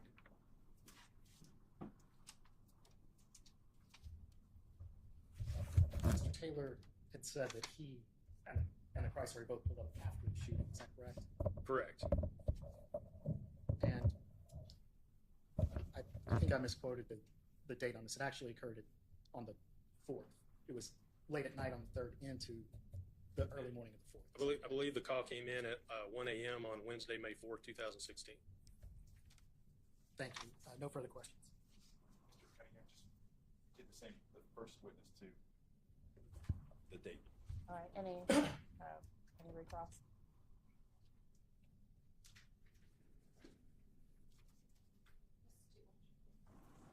Detective, were you the officer to recover the shell casing? I was on scene. It was collected by the crime scene unit. Was it collected while you were present? That's correct. And where was it located? There was a green Camaro parked on the, I believe it's on the west side of the street facing south, and the shell casing was near the driver's side rear tire, which would be facing the street side. And this casing would have been placed into evidence? It is. And Mr. Rhodes' fingerprints were not found on this casing, correct? I wouldn't know about that. No more questions. All right, you're free to go. Thank you.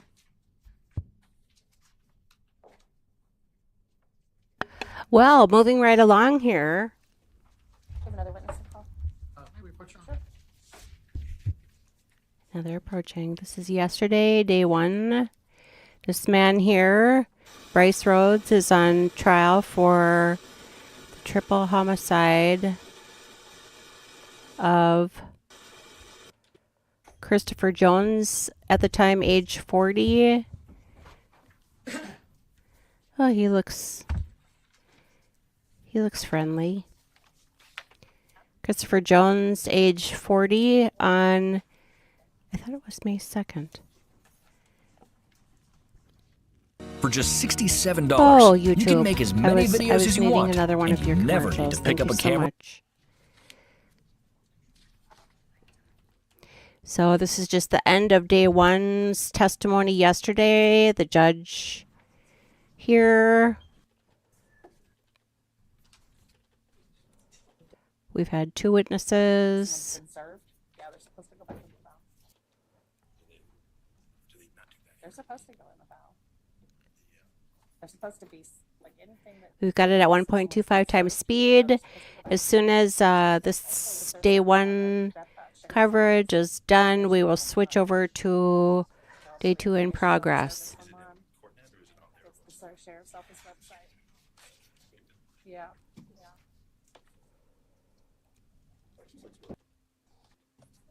I don't know, they're doing some housekeeping.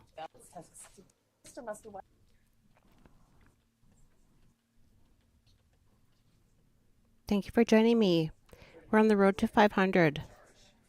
Trying to get to 500 subscribers on YouTube, so I'm streaming all over the place. And I'd like to get to 500 on Rumble if possible. And 75 on Kick.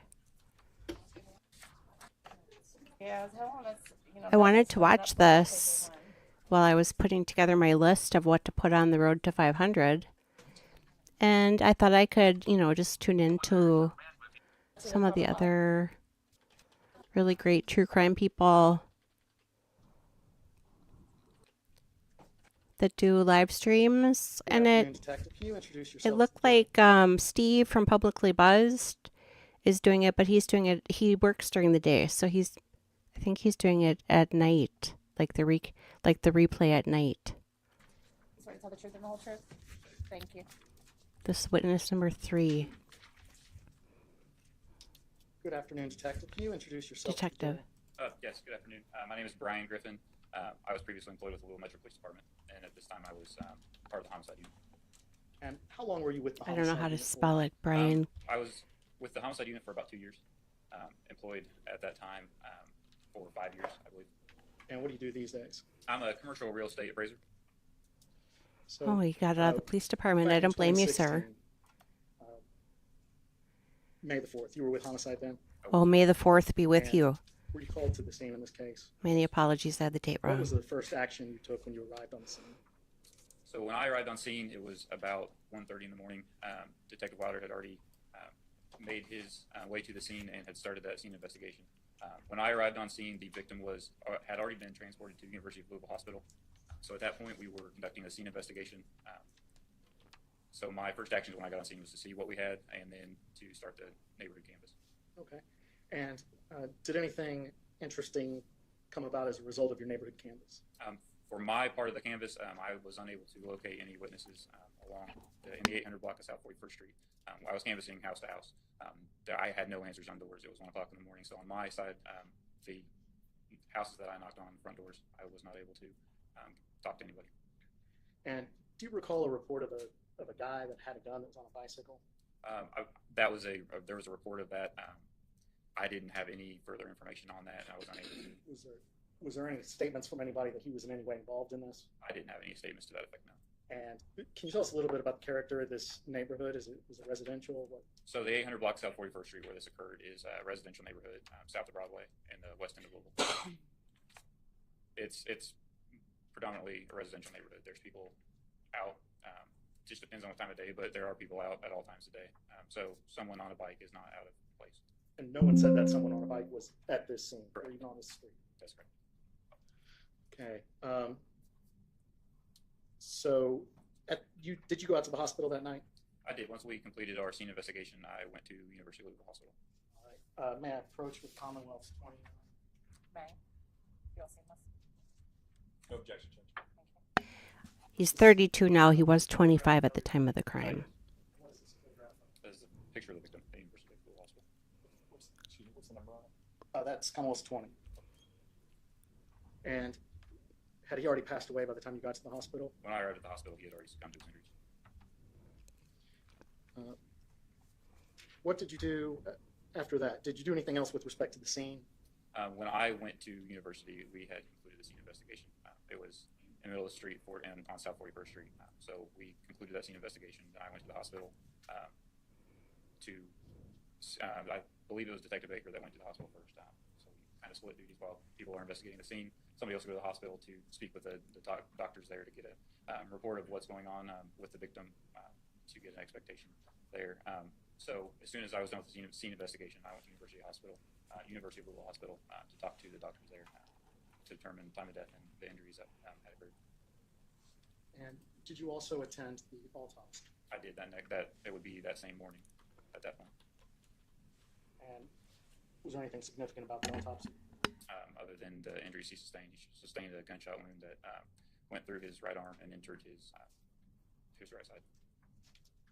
So after the autopsy, after the scene, did you have any suspects on this case? I did not.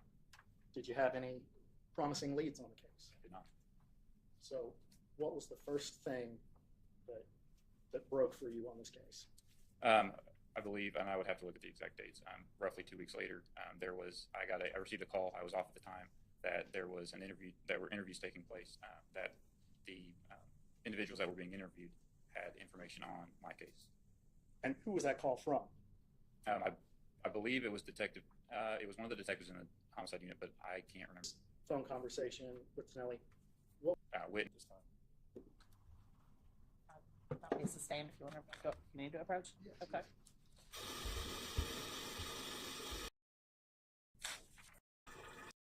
I did.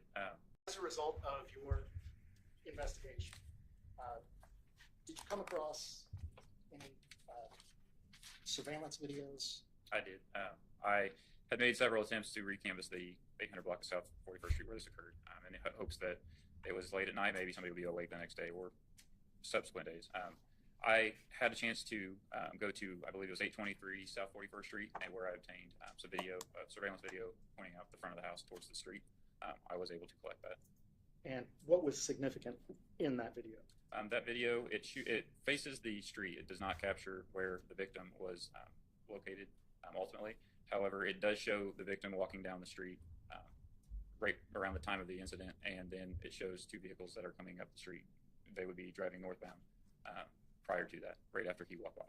All right, and you've seen this video before. I have. It fairly inaccurately represents the video you recovered. Your Honor, the Commonwealth would move to admit and publish Commonwealth Exhibit 21. Objection. No admitted, and you may publish.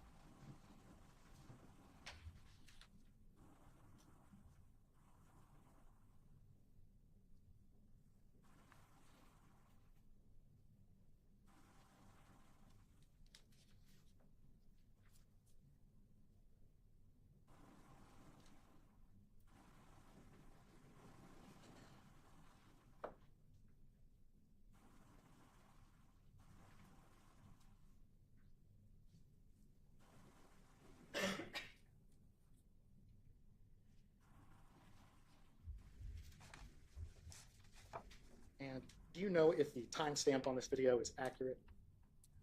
I would have to, I don't remember. I didn't look as I was watching it. If you put the last clip back up.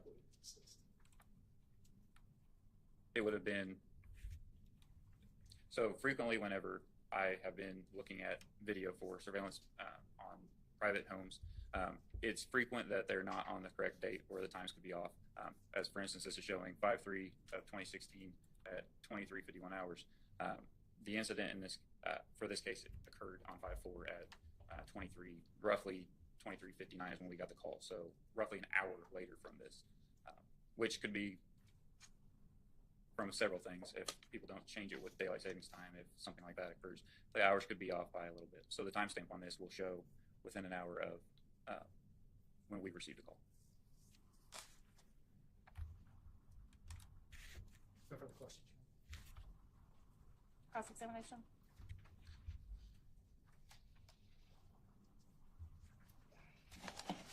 Good afternoon. Good afternoon. I want to start off with something pretty easy. Is it Brian or Ryan? Brian would be. With a B. B-R-I-A-N. Correct. Griffin. Yes. That's my fault. Okay. You were a lead detective on this case? I was for this case, yes. Christopher Jones.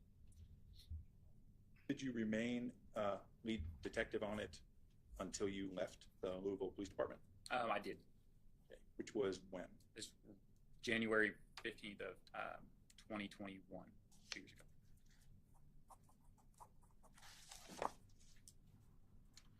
There's a couple of things I wanted to follow up on with you. You're familiar with your report, right? Yes.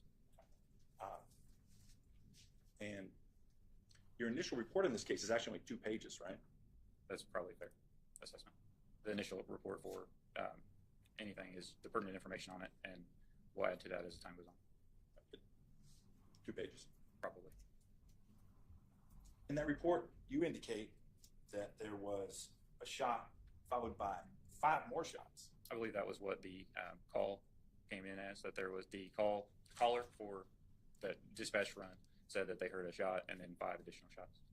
So today, you would agree that that was incorrect?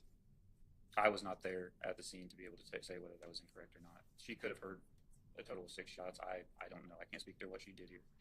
Okay. Well, you were the lead detective. There wasn't evidence of 6 shots. There was not evidence of 6 shots, correct. Nonetheless, your report indicates 1 plus 5, right? That was the initial call, yes, from Well, the call taker. But you don't have, you have the ability with, I know those reports are done by computer, right? Right. And when you figure out something's wrong, like an error, right, you can go back in and fix it. Correct. But you did not. I did not correct the initial call taker's, what she took from the person who called in, correct. I left it as it was called in to dispatch. You didn't include a correction that says, in our investigation, we determined, in fact, it was only 1 shot. I did not, and I did not change the initial report to change it from what the call taker took as it came in to say that there was only 1 gunshot recovered or 1 shell casing recovered or 1 gunshot that was heard, because the call came in that there was a gunshot and then she heard 5 additional. Whether it was accurate or correct, it still was something that was called into dispatch, and that's how we received the initial call. So to preserve what we received initially, that was left the same. Let's talk about this 1 shell casing. That shell casing was still present on the ground when you got to the scene? Yes. And it was collected? It was. It was tested? Yes. That's one of the routine things that lead detective does, make sure everything gets tested right. Yes, sir. And in fact, one of the things it was tested for was fingerprints. Yeah, it was tested for fingerprints, but I'll let you ask the question. Okay, thank you. And Brice's fingerprints were not on the shell casing? No, sir. And the reason we test for fingerprints is because things like shell casings actually do take fingerprints. They do, and they often also burn off from the shell. I want to ask you about another aspect of the case. You went to the autopsy. Correct. Which was? The morning of the 4th. Okay, all right. It was the same day? Yes. Okay. By the time that we finished the scene and I went to the University of Louisville, it would have been about 4 or something in the morning, and then it would have gone over to the autopsy right after. Okay. And you're familiar with the contents of that report? Yes. You were present at the autopsy? I was. In addition to the injury from the bullet, the single bullet, right? There also was an injury to his head. Yes, sir. That was documented. You were able to see that, right? Yes. And that was also documented on the autopsy report. I believe so. And was observed by the medical examiner. Yes. Okay. Now, it's fair to say that I think you talked about doing a neighborhood canvass, right? Yes. Your report indicates that you knocked on 5 doors. I did. There was additional detective there that was doing an additional canvass on the additional side of the road within the immediate area. Now, you've talked about things a few weeks later. It would be 18 days later, something like that. Roughly, yes. Roughly 18 days later. From the 4th, during, say, the next week, a week after that, there's no indication that you did any follow-up work on this case. That's not entirely true. There was additional follow-up done. I followed up with the leads that we had. There was additional cell phone search warrant that was done for the victim's cell phone, as well as additional canvasses that occurred that did not yield any results. Looking at your reports, you did. I think you said before when you were asked by the prosecution, you don't have any leads. They were not very. No, the leads on this case were not very good. You may not have recall of this next question, but I'm going to ask anyway. About how many murder cases would you say you had you were working in homicide? Correct. Were you asking me that I was the lead on or that I worked on in general? That is a fair follow-up question. I meant as lead. Okay. I would have to get the exact for you. It was within around 10. Okay, and that's fine. I was looking for the ballpark. I was curious. And then how many additional ones that you were not lead? That I was not lead that we worked on? That you were part of. Do you guys do it all by teams? It just depends on the situation. It depends on the amount of cases that are being worked at the same time, depending on the day. It varies, unfortunately. But we worked over 100 cases a year, and I was there for a couple of years. I did not work every single case, but a fair amount in some form or fashion. I think I did a bad job asking my question. I'm going to ask it better. In May of 2016, how many cases would you have had open, either as lead or as part of a team? This would have been the only homicide that I had open as a lead. And then as part of a team? As part of a team, I would have to look. I don't have that number. Sure, I know you don't have the number. I just meant, I worked several, but I was also working non-fatal shootings as well. So I couldn't give them 7 years ago. I can't remember the exact number of cases from that one. Okay.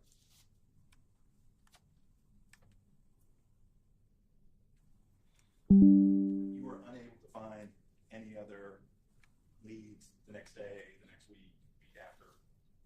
Yes, sir.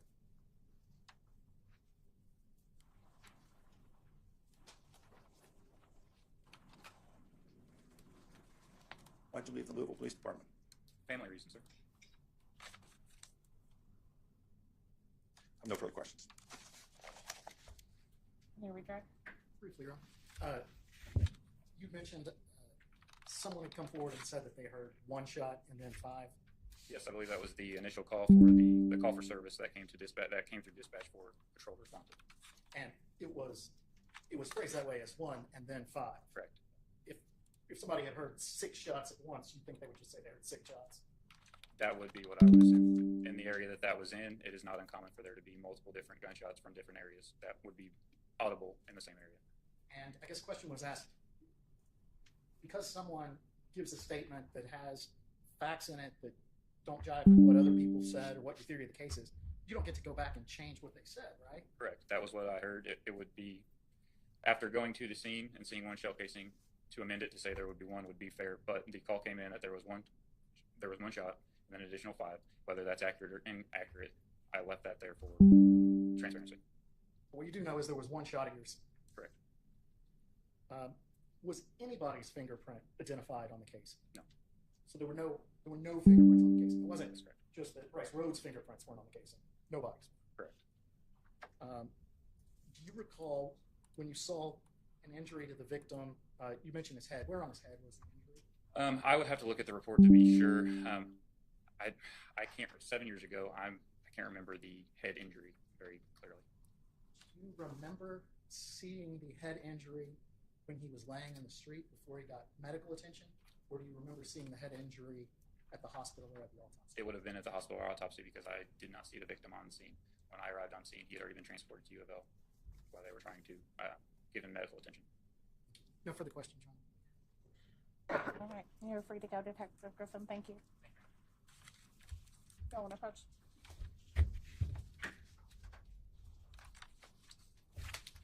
Okay, that concludes day 1 testimony. Now we got to find day 2, which is today. So what I'm doing here is just putting together. I want to see when this starts. This case, if you accidentally encounter information about the case from any source, it is your duty to bring it immediately to the attention of the court. So that was day 1. They had opening statements from the prosecution. The defense is basically saying, nope, he's just an innocent bystander. Courtroom tomorrow morning at 9:30 a.m. Okay, so they're starting at 9:30 a.m., which is Eastern Standard Time, 8:30 a.m. my time. And yeah, he looks just so friendly and warm. Genteel even. All right. If you have phones, be sure and stop and see the deputy to pick your phones up. All right, so let us now do a little stretch. Day 2 is in progress. This groundbreaking plant method is YouTube's helping got people their lose weight while they sleep. lovely Doctors have developed a method that triggers.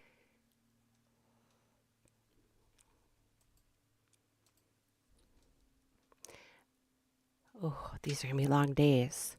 So I think what we'll do, it starts at 8:30 a.m. my time. So I think what we'll do is start late morning on a delay going forward. And Rumble, I think I can do 24 hours ahead of time. So we'll do one. Where YouTube and Kick, I'm able to like schedule a bunch. I think Rumble still I have 2 spots, but it only lets me schedule like 24 hours ahead of time. So we got it at 1.25 times speed. There is no closed captioning because it's live. And now we're going to begin the day 2. I just wanted to show you what I'm putting together here. So on the, I'm going to do just one moment. Hold on.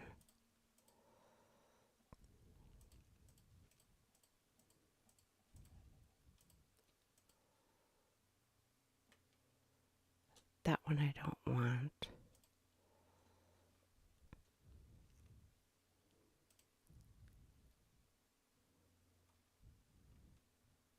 There's one in here I don't want. I think it's this one.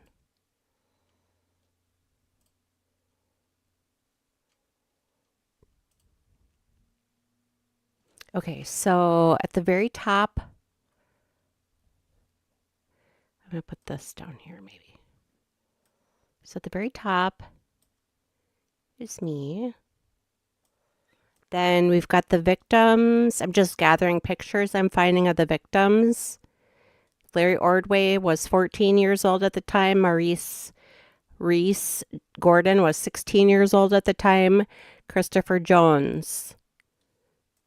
Then we're going to put, so underneath here is just kind of a summary that's going to keep flashing for you of like events. I found an article and then we just did a summary of it. So, and then I have to add, I think it is that distracting maybe? Having the two things.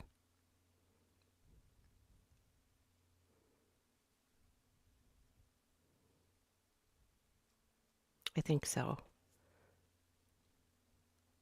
Okay, so for now I'm just gonna leave this up. So this will just kind of scroll through like a timeline of events. So we got the victims. The suspects are this guy, Brice Rhodes, also known as Brice Rhodes. Then the three other people, Anwan Carter, Ja'Cory Corey Taylor, and Tieran Coleman.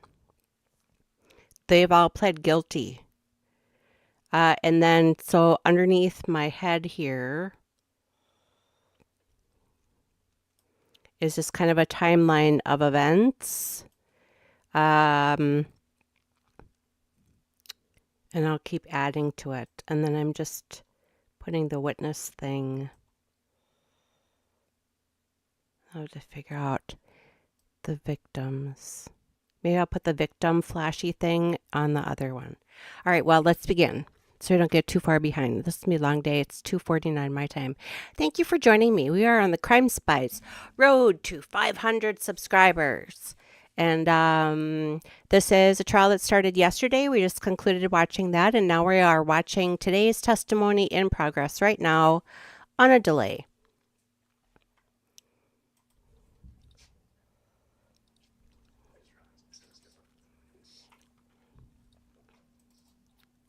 So I think what I'm going to do is I'm going to put day 2 witnesses, and I'm not going to number them because I guess it doesn't really matter. And it is 12/13/23.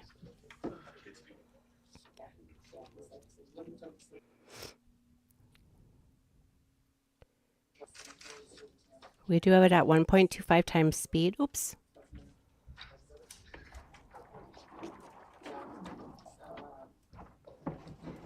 I have to fix that. Well, we don't need to watch Mr. Creeposaurus Rex.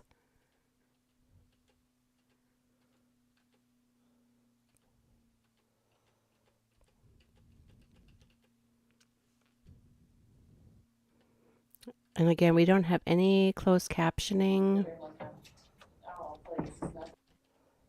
We don't have any closed captioning because it's live.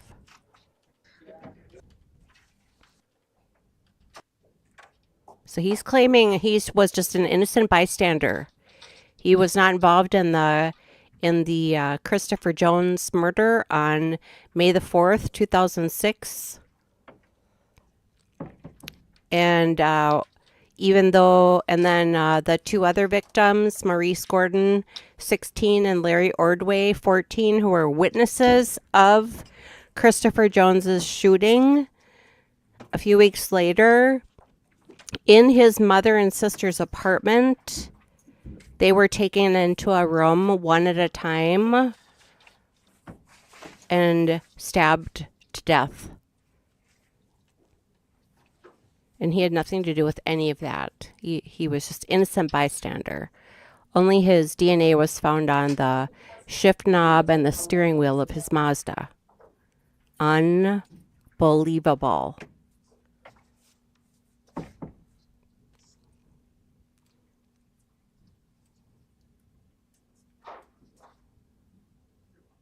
I don't know, I'll tinker with this. So underneath my head, is just like a timeline. Hopefully that you can see it.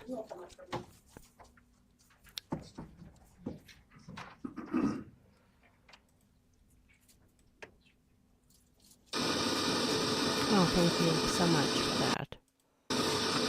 The camera, can you come up, please? Ooh. I just got chills, and not in a good way. Good morning. I'm finding that huge lens very disarming. I'm not going to allow you to stay in here and take photos. I've been allowing the one media pooling video, but it's distracting, disarming. Not disarming, it's the wrong word. No, I understand what you're saying. So this photographer is in there. Apparently he's got a very gigantic camera. And she's basically saying, I'm not going to let you in here with that. I'm letting the main media camera in.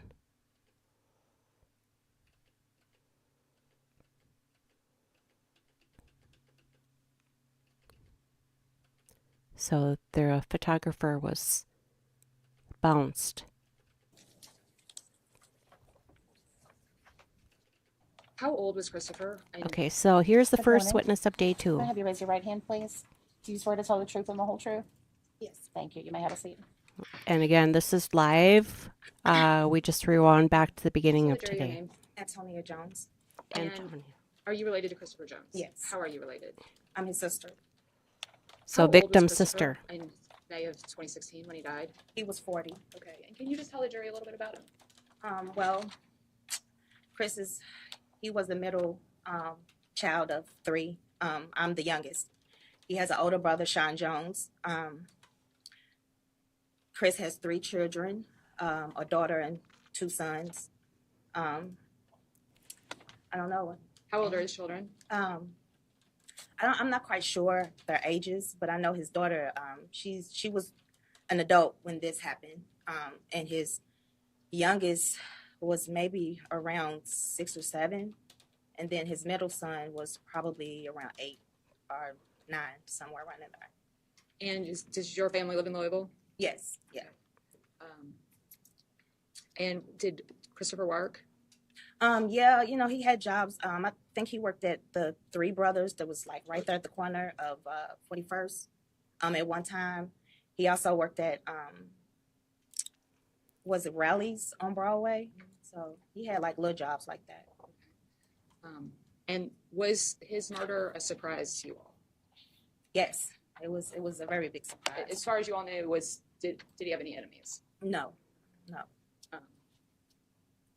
Thank you, ma'am. I don't have any other questions. Any questions from the defense? Oh, sorry, Judge. Go ahead. Approach. Do you recognize this? Yes, this is my brother Chris. Your Honor, if I'm welcome to introduce this.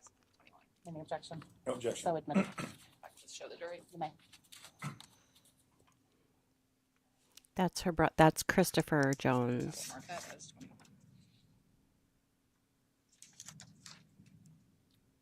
Well, since we don't have closed caption, maybe I'll put it on Any the bottom questions here. from the defense? Ma'am, I'm sorry for your loss. We don't have any questions. Feel free to go, Ms. Jones. Thank you for being here.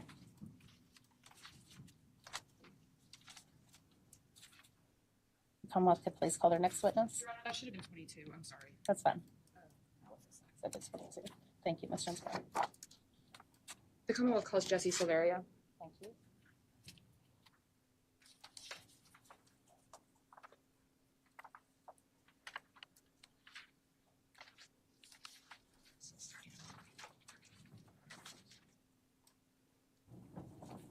Good morning, ma'am. You can just come right up here to the witness stand. If I could please have you raise your right hand. Do you swear to tell the truth and the whole truth? I do. Thank you. Have a seat. What is your name? It's Jessica Hoffman, formerly Silveria. And where do you work now? I'm the Commonwealth's detective at the Commonwealth Attorney's Office in Bullitt County. In Oh shoot, I forgot her 2016, where name. did you work? Hold on. I was a crime scene technician with LMPD And how long were you a crime scene technician? since 2004. Okay. Sorry. What is your name? It's Jessica Hoffman, formerly Silveria. And where do you work now? I'm the Commonwealth's detective at the Commonwealth Attorney's Office in Bullitt County. In 2016, where did you work? I was a crime scene technician with LMPD. And how long were you a crime scene technician? Since 2004. Okay. When did you leave? I left in 2018 just due to an injury that I couldn't work that type of job, hazardous duty, anymore. Can you tell the jury what a crime scene technician does? Sure. So as a crime scene technician, we work under the discretion of officers. We will be called out to runs either from dispatch. We'll hear that on our radio. Officers will call us, or they'll come down to our office and say, hey, I need for you to come out to a location with me. So we're a secondary responder.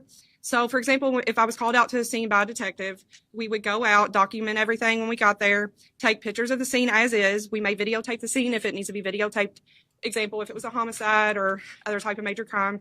Then with the direction of the detectives and with them, we would take measurements if need be, which is also documenting the scene. Like I said, the videotape, we may do some presumptive tests. We'll collect the evidence, make note of the evidence in reports.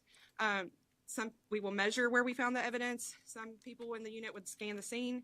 So that part is collecting, documenting, preserving the evidence. After that, we may go to an autopsy. After that, evidence is going to be logged into the property room. We may photograph it further at the crime scene office and do further development of fingerprints or presumptives, which could be for like blood and other items and other materials. Then we would place the stuff in the property room and we document that. And then I would say like our final step that the crime scene unit does is taking the evidence to the KSP crime lab for analysis. We bring it back, secure it back in the property room. And then finally, like I'm here today, it's been years, but we have our reports and then we testify as to what we done. And how do you, when you find a piece of evidence at a scene, how do you ensure that from collection to lab to courtroom that it's the same piece of evidence? Right. So we'll also put markers down. I forgot to mention that. So there will be a marker down at a scene so that later we can recognize, hey, exhibit 1's at marker 2. You can look at it. You can see exactly where it was at. So that piece of evidence, to ensure that it's been packaged and secure and in the same thing, like it might get put in a paper bag and we'll write on there 1 because we're just doing preliminary documentation. So it would say 1, I'm just making up shoe. We're going to record 1 shoe. It was at this marker. We know where this location was. It was photographed. It's in this bag 1. When we get back to the office, it may, if it doesn't need to be dried or anything, it can stay in that bag and then we're going to put a label on it. 1 shoe, all the case information. Or if it needs a new, most stuff is packaged in paper to preserve the evidence. If it needs a new packaging, if it needs to be dried, that gets labeled so that we know what we have, but then it'll get put maybe in an envelope and you'll see like yellow envelopes or a bag with a label on there. It says evidence, you'll see evidence tape. That's how we assure that that's that item. And why is paper a good substance for storing evidence? Well, especially when you have items that might have at one time been saturated with any kind of material, and I'm not speaking specifically to this case, but say you had, it was wet with water, it had blood, suspected blood on it or blood or any kind of other thing that was wet, you don't want to create mold. Everybody knows you can have a piece of moldy clothing if you had left a bathing suit out too long. You can have moldy food. If you put it in plastic, that's just going to create more moisture. So you want to put your evidence in paper bags so that it's breathable a little bit, but it's protected, and then it stays dry. It doesn't deteriorate further. And why do you dry some evidence? Because biohazard evidence, for example, blood, just in general, you don't want it to saturate that bag and then later get on some other evidence because it's going to the property room. So you need to make sure it's safe and secure, it's been packaged properly in that bag, and it's not going to contaminate any other evidence. So you want to make sure that that evidence is staying contained to that bag. So how do you dry evidence? We call them the CSU drying cabinets. Basically, it looks like a big refrigerator, but it's open and it has shelves, has a glass little window where you can look in there, and it has a contained filter. So we change the filters. We put butcher paper, which is like the brown paper that people put meat and different things on. The reason we do that is because we line the shelves. That makes cleanup easy, gives a little extra protection. And what we would do is we make sure that cabinet's clean with bleach. It's always sprayed out before and after with a bleach solution. I believe it's 10%. And then we have a hose. There's like a little hose that's connected to it. So basically you're spraying it out. Then you're going to hang your clothing or your items in there that are wet. Like you can put stuff on the shelf on top of the paper. You hang your clothing up with the hangers that are plastic, and then you close that, and then you're going to put a little note on there. Case number 1, 2, 3, 4, 5. Items 1, 2, 3, 4, 5 initials. And then you don't get in there until you get them out to package them, and you may photograph them before or after. And you mentioned evidence tape. What is that? Sure. There's evidence tape, which you might hear is the crime scene tape from the crimes that's yellow, do not enter, but there's also crime scene packaging evidence tape. And you'll see it's either yellow, blue, or red. It's very thin. There's little edges. So say this was the package. or the envelope, I would seal it here. I'm going to initial it. I'm going to date it. If anybody opens that or even tries to, it rips so easy. So like at the lab, it may be cut through the envelope just so that they don't have to mangle all the tape. But if somebody tried to open it where that seal is, you're going to rip that tape. So it comes in a box in a roll, and we just basically secure our evidence to show it's been properly sealed. So that way you can see if it was tampered with? Correct. And then does the lab put their own tape on after they open your tape? Yes, the lab will have their own tape, and then they'll put their initials on there. Turning to May 22nd, 2016, did you get called out to a scene? Yes, I did. Where did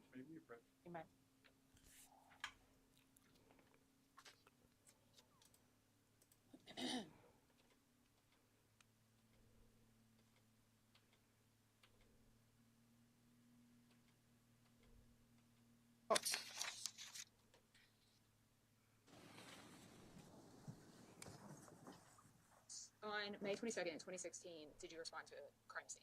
Yes, I did. And where did you go? Okay, so again, there's two different dates. One is May the 4th when Christopher Jones was shot.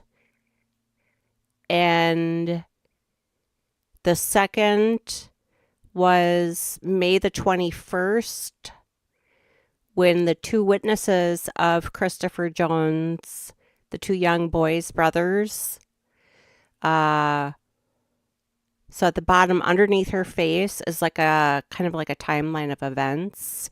So you'll see now she's going to talk about this. May 21st, Larry Ordway and Maurice Gordon were in a car with Rhodes when an argument ensued. So that's what she's going to be talking about next. I'm going to have to refer to my notes if that's okay, because it's been a while. I'm trying some new things. So these are my reports, and it looks like I was called out to the rear of 4028 River Park Drive in Louisville, Jefferson County. When you say the rear, what do you mean? The rear of the house. Is that an area with alleys? Yes. Okay. Were you responding right off of an alley? Yes. Okay. How did you know to go there? Detective Jason Vance called me, and that was how, like I described, sometimes they call us. He called me to respond to that scene about 13:10, which is 1:10 p.m. What did you see when you got there? So when I got there, I would have to specifically refer to photos for exact scene details, but there was 2 victims at the scene and other items of evidence that I collected. While you were there, did you take a video? Yes, I did. Is that what's known as a scene video? Yes. And when you take scene videos, what are you looking to put in the video? So the scene video, we walk around with one of the detectives. I know that I walk around with them, and what we do is we document the crime scene. For example, if this was a scene, I would walk to the front of the house, I would show the address, might show any street signs. We're going to follow around to where the scene was, which is actually the majority of the scene at the back of the residence of the alleyway, which we're calling the rear. And you would document everything as is before you start, collecting things. I have not reviewed all of the photos yet today, but usually we don't put markers out until we've done that. I'm not sure if there was ones put out at this time, but we try to document it as is when we get there first. Would the scene video in this case be a fair and accurate representation of how the scene looked that day? Yes, it would.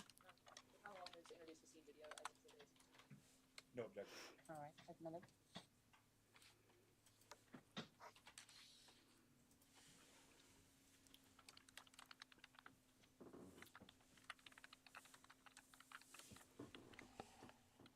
And again, we are watching the live coverage on a delay at 1.25 times speed.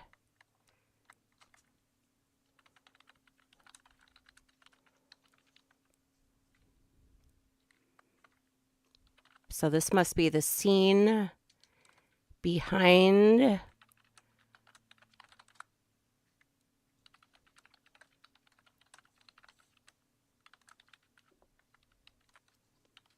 I thought there was an apartment that, from what I read, was Brice's mother and sister's place. So the murder of the two, torture and murder of the two brothers, ages 14 and 16, happened in Brice's mother/sister's residence. And this appears to be the body cam footage of them arriving. Who is the keyboard warrior? Clickety clack clack clack clickety clacking back there. I did slow it down just to normal speed. I like to do that for these videos so we don't miss anything. Thank you for joining me on the Crime Spies Road to 500. Right now, I am cold, even though it's actually kind of warm here. It's 43 degrees. I went to go find some slippers, and I couldn't find two that match, so I have 2 different slippers on my feet, in case you were wondering, and a heating pad on my legs. I'm cold. I'm old and cold. So let me know if you like that little kind of thing on the bottom. Maybe I should slow it down. I wonder how you slow it down.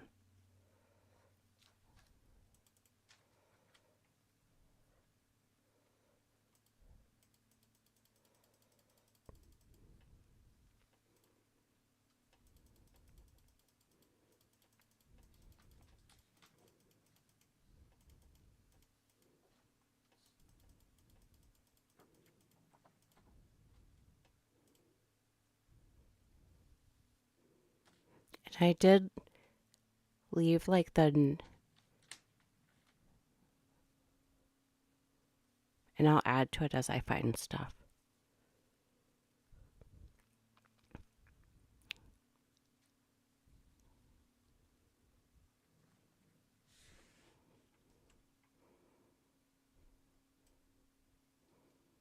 I'm going to take that off.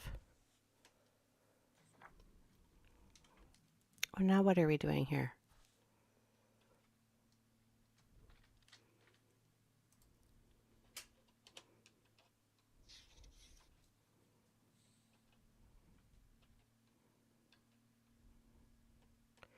Judge is Julie Kalin.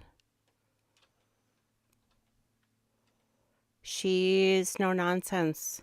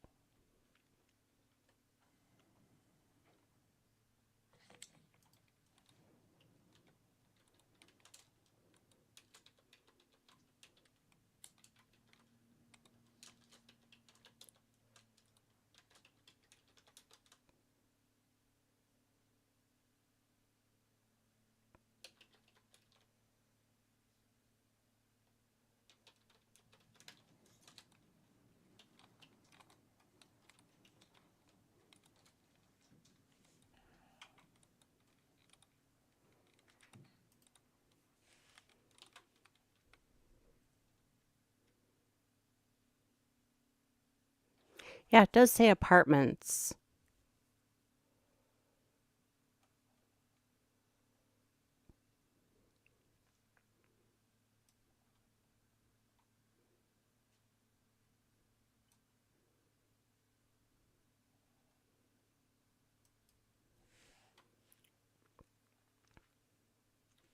So their murders happened May 21st.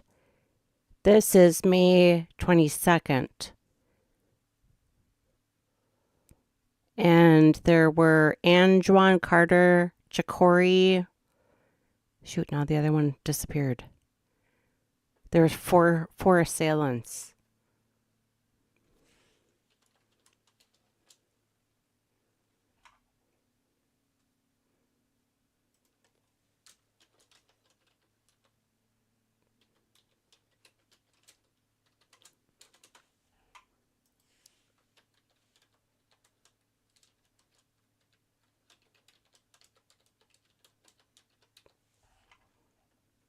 Now that street we could see beyond the boys there at the end. Was that the alley that you spoke of earlier? Yes. Were detectives already working the scene before you were called to the scene? Yes. How long? I think I spelled assailants wrong. Basically, we do a quick walkthrough. Just this is what we have. Make sure you don't step on this. Make sure you're aware that this is here.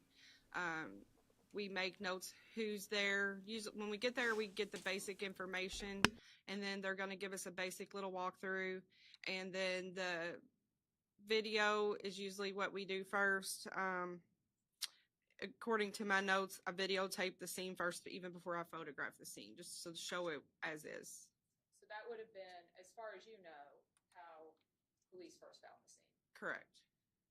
Did you then take photographs? Yes, after videotaping the scene, I photographed the scene. You may. I'm going to show you what we've marked as 24 through 51. Take a look. Thank you. And let me know if you recognize those photographs.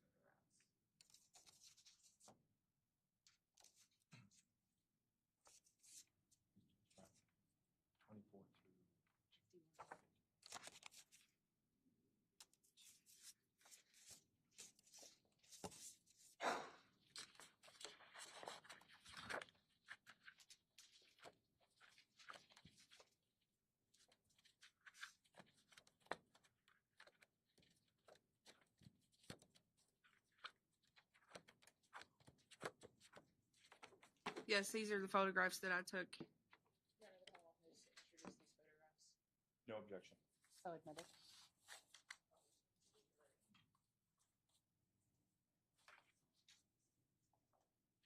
Switch over to the photographs.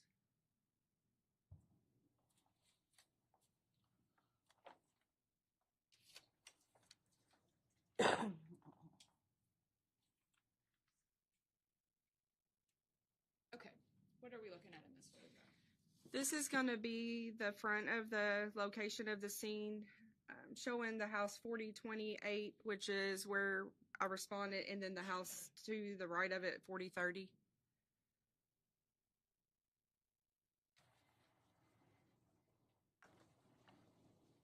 As I flip through, feel free to start describing. Sure. So basically, due to media arriving, more people showing up, just trying to preserve dignity. We've already taken the video. We are allowed to put up privacy screens, and that's what this black screen is at the scene. So beyond that screen, would that be where the bodies The bodies are behind that. And this photo is showing from the alley of 4028 looking towards the back of the residence. And as you can see, the privacy screen, the back of the residence 4028, and then the bodies of the victims. And this is the victims. We have put markers at 4 or 5, and I think that corresponds so that we could say which piece of evidence was with them. Okay, I didn't know they were going to show their... We'll put this here. Actually, it should be 5 is one of them, and then 6 is one of the victims. And I think there's some leaves obscuring. Yes. Yeah, you can kind of see it too at the foot, the left foot of them facing down, the lime green in there. And these markers are obviously things that you all brought and put at the scene, correct? Correct. They're sanitized and packaged back up in their case and brought to That's each. horrible. This is a close-up picture of the victims. At this point, are they lying? Yeah, please don't show that on the camera. To the best of Tell my the knowledge, cameraman when I not got to there, show that's that how kind they of were stuff. lying. And this is a close-up of one of the faces of one of the victims, especially to get a recognition picture. This is a picture of the other victim's face close-up. God. And this is an angle from the head torso area of one of the victims, the one on the right. And this is a mid-range torso view of one of the victims. Were you able to determine what that white substance is on him? I can't technically determine it, but there is obviously charring. So their bodies, they attempted to burn the bodies after they were killed. This is a picture of the legs of the victims with what looks to be like charred items. Oh my God. And as you can see here, with common knowledge, it appears to be charred items of clothing and skin, the leg waist area. This is going to be a close-up of one of the arms of one of the victims, and there seems to be a belt or leather material tied around the arm and knotted. At this point, have you all moved the victims to see their backs? I believe they have been turned. That would have been like after we got all the photographs. And they're claiming And he's normally the incompetent. coroner would be He's present too and the detective. incompetent This for is the all death at their penalty. discretion. This is I don't know. He photo doesn't of look one of the very victims, incompetent to me. Just showing the liver, which is like the discoloration of the skin, and just showing if there's any defects in the skin. Picture of their back. This is another angle further out of one of the victims, showing their torso and the back of their skin on their legs appears to be charred. This is going to be a picture of a defect. I don't know to get into what I'm allowed to say, but appears to be a defect in the wrist of one of the victims. A defect, you mean wound? Yes. Wish you could hear the attorney a little bit better. This is showing at marker 2. We've got a scale down, and I believe we suspected it might be some partial like tar prints and some other types of evidence. So we put markers down and a scale so that we could show where it was at in relation to the scene. So you see 1 and 2, and then you've got the big scale with some suspected tar prints in the middle of that. Is this between the alley and the victims? Yeah, this is like the alleyway, but still kind of like where the weeds and the dirt are, not necessarily like the big concrete alley. And here you can see we've got that big scale. It's used for photography purposes so that later you can tell the exact how big it was, and then it's like an L scale so that you can see the measurement this way, you can see the measurement this way, you can triangulate, coordinate where specifically something might be that might be important. And again, that's just a 90-degree angle of that suspected tire tread impression. And also you can see like there's debris, pressed down as well. And then we've got Exhibit 3. There's a White Castle's box. I love White Castle. And you can see now that or in Florida relation they to call them where crystal Exhibit 3, burgers. 4, and 5 are by the victims. It just shows you like how close that evidence we collected, where it's at. That's why we would have collected is it's that close to our victims. So you don't know at that moment what's important, right? Correct. Just using common knowledge and working knowledge from having done scenes like that, we know to collect that type of evidence. This is just another angle, and it's showing 5 and 6. Earlier we referred to, like I was telling you, the victims are at marker 5 and 6, and then we later identified them. That way we can show which piece of evidence was by them, and we can refer to that later. Were you able to edit your report to say which child is by which marker? Yes. Who is by 5? So we have marker 5. So marker 5 is on the bottom or the right, depending on how you have the photo rotated. I'll go ahead. Okay, thanks. So we'll just start on the left. So marker 6, we have identified Maurice Gordon Jr. And then marker 5 at the foot, we have identified Larry Ordway. At the time that you were at the scene, did you all know who the victims were? To the best that I can recall, no, because fingerprints were taken or it had to be positively identified. I know that fingerprints were taken and then they were taken off for identification.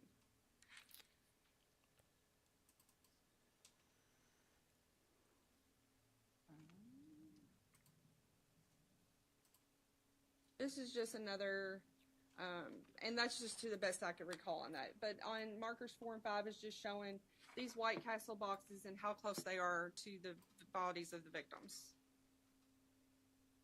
And then at marker 4, you've also got what appears to be suspected shoe print impression, like how you would see on the heel of a shoe. So again, there's debris in the way. We put a scale down just so that you could see in relation, like for future purposes, where exactly that was at in relation and with the inches of the L scale. And this is also a further out photo of Exhibit 4. It shows some other items to the left of it that we collected, and then to the right of number 4, where the suspected shoe print was, you can see we took a little casting. So that's a dental stone that we poured into, where you can see it's marked number 4 on the underside of it. We let that dry and then we collect it. What substance is that? It's basically dental stone that we use, that dentists use for like when they make dentures and take impressions. So this is also an impression underneath of it, an impression of tire tread, impression of a tire track, like if you push something into the mud or Play-Doh. We try to photograph it just in case, because sometimes these don't turn out so well. So then after photographing, you've got the scale. We went ahead and mixed it up. You mix it up with distilled water, and then you pour it. We used just like a little box, since it was the small area, as like a border, like a buffer, and then you pour the material in there. It starts curing. It gets a little warm. You have to leave it for a little while. It depends on the temperature outside, and then once it's dry, then you pick it up. You don't peel it off. You don't clean it off. You package it, let it dry a little further, and then that's going to eventually go to the crime lab. So here, hold on. Okay. So now you can see, if you remember where markers 5 and 6 were, is where our victims were. They've been removed. And now we're going to look for any other evidence that could have been underneath of them. We've got a little bit better view of that area, so we may put additional markers out now. It shows Exhibit 4 still in relation to where they were at. So are those markers exactly where they were when the victims were still present? Yes. And who removes victims from scenes? The coroner's office. They will call either ties or a pickup service, but they'll be there to supervise that along with the detectives. What is ties? I'm not sure of the exact acronyms, but they come and transport bodies to the coroner's office for a medical examination.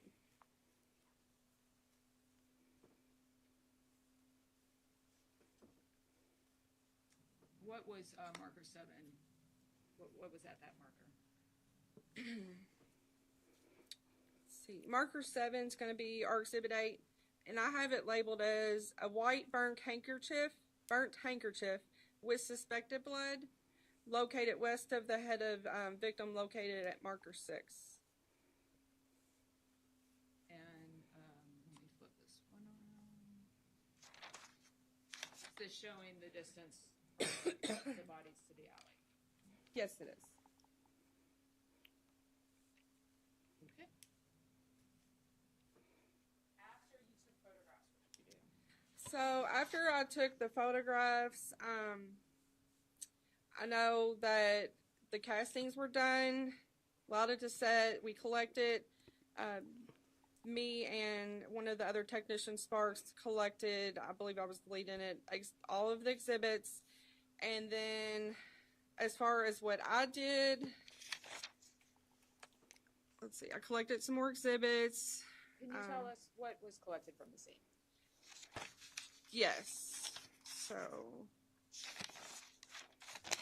just go through the list? Sure. Okay. So we have one is the videotape, which you've already watched. We have Exhibit 2. Do you want to know what marker they're at or just Exhibit? Exhibit 2 was a cast of a partial suspected tire impression. Exhibit 3, cast of another partial suspected tire impression.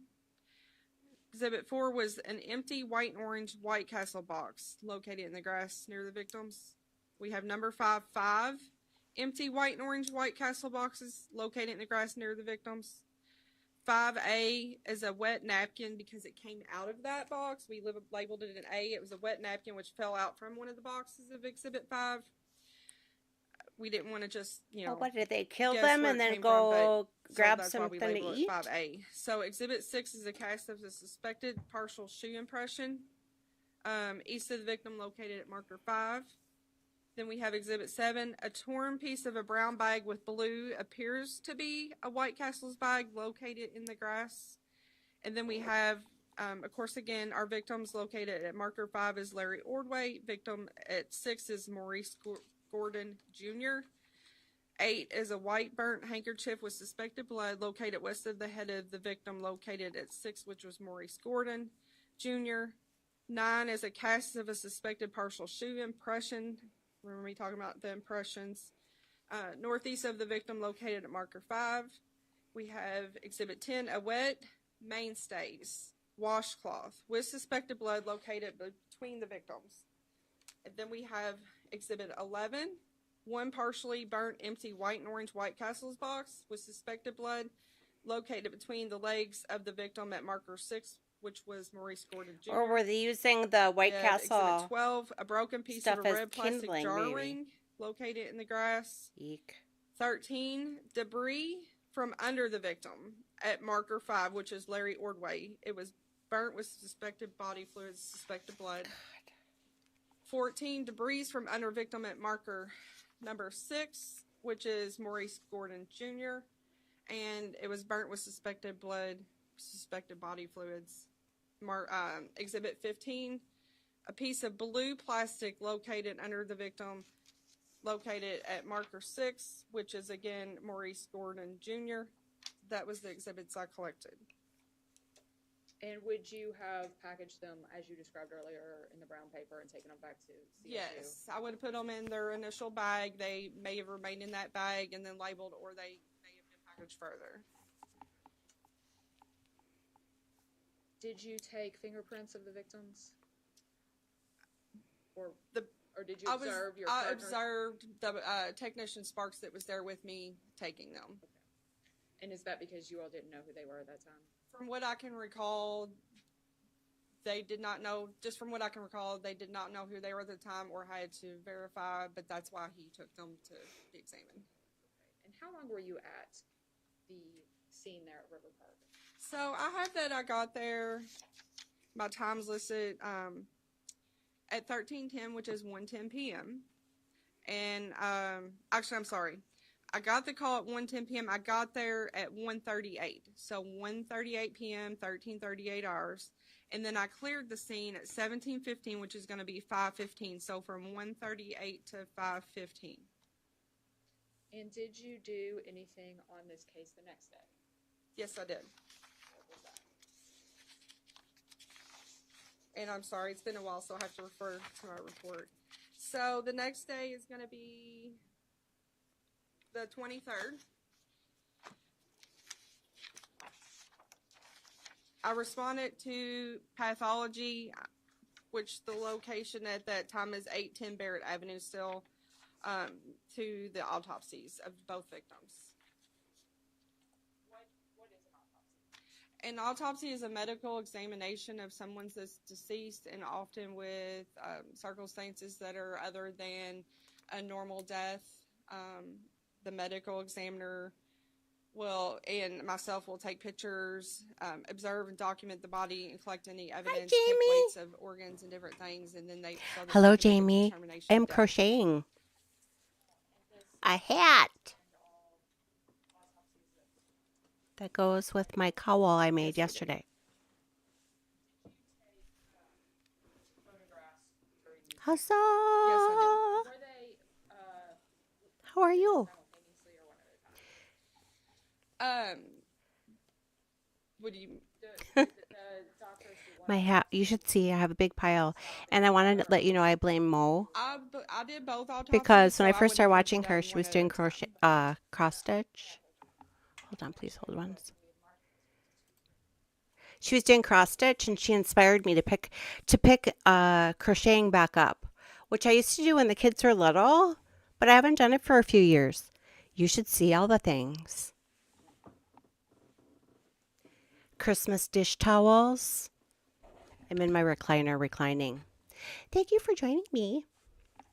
We are watching the live stream, but we are on a delay because I didn't start live streaming this trial until 2.5 hours ago. So we watched day 1, and then this is the beginning of today. This is crazy. I don't know if you watched the opening statements, Jamie, but he's claiming he was just an innocent bystander. Crazy. I've got kind of a little thing on the lower left-hand side of the screen, kind of like bullet points. Oh, and Jamie, look. Does this look familiar? Headband? I found this color the other day. Finally. Yes, they are. These are photographs of one of the victims from the autopsy, and we always start out taking pictures of like the face shot just for identification, both sides of the face. We'll take pictures of any wounds. We'll put scales. Am I allowed to show anything or no? That's okay. We'll put scales down. It's a little ruler. I wonder if I can Sometimes show they're sticky, this. little ruler, sometimes I'm they're a using large ruler, just so that you OBS can with get Restream on the a side. good view of the size of something. For example, if it's a wound, if it's Does a it let me? laceration, if it's, a piece of hair. And then Nope. also Oh, we'll I can show, reply. like, if there's any defensive wounds. Oh, look, I can hit the reply button. Any damage to the tissues, any clothing. But that's what the photographs would be. And then we'll also lay the clothing on the brown paper again so that you can get a better view of it before it's packaged and transported again.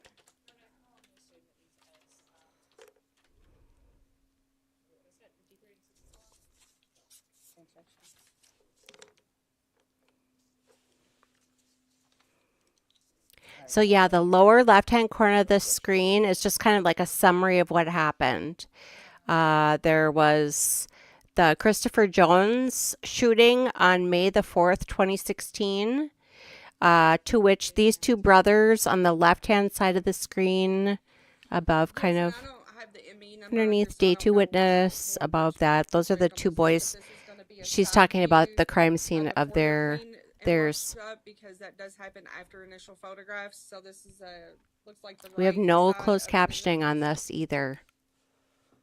We did on day 1, which was which we watched at the beginning, and now we're watching this. We're still pretty much at the very beginning of today. If you looked at the with the marker. And he's claiming he's not competent to get the death penalty.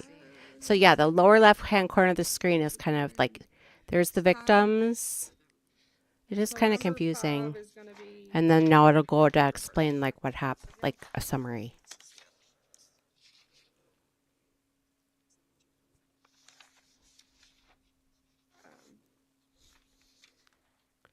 This one is at marker. I was actually looking for someone else to be live streaming this. The only person I see live streaming it is Steve from Publicly Buzzed, but it looks like he's doing it at night after work. And I get up early, so I like doing stuff during, like, I like watching the trials during the day. So I thought, well, what the heck? On my road to 500 subscribers, I'll do this. The feet of the boys. Is Fab in the red shirt? The red shirt is 5, Okay, so which is Larry Ordway. and then the other boy who was not in the It does kind of The other sound boy who's like, not in the red shirt is Maurice Gordon. okay, like I said, my uncle, my cousin lived in Louisville. No, they lived in Knoxville, actually. But Louisville, or like Marble Mouth, I'm Louisville, sorry, it's hard to tell from here.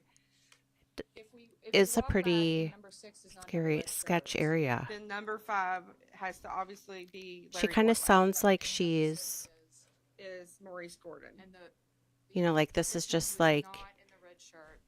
an everyday thing. His photo from the scene I don't know. matched the photo that I just showed you from the autopsy. The one that's up there. Sorry. Is the one in the not in the red shirt. Right. So that is Maurice Gordon Jr. I'm sorry. I'm it's sorry, hard to that tell was from really pictures. I don't want to confusing. guess. Well, thank you. I like you better So this too. is Maurice Gordon Jr.'s. Did they pick it up today or did they pick it up yesterday? Because I wanted to watch it yesterday, but we were watching the Duger Shiny Happy People documentary series.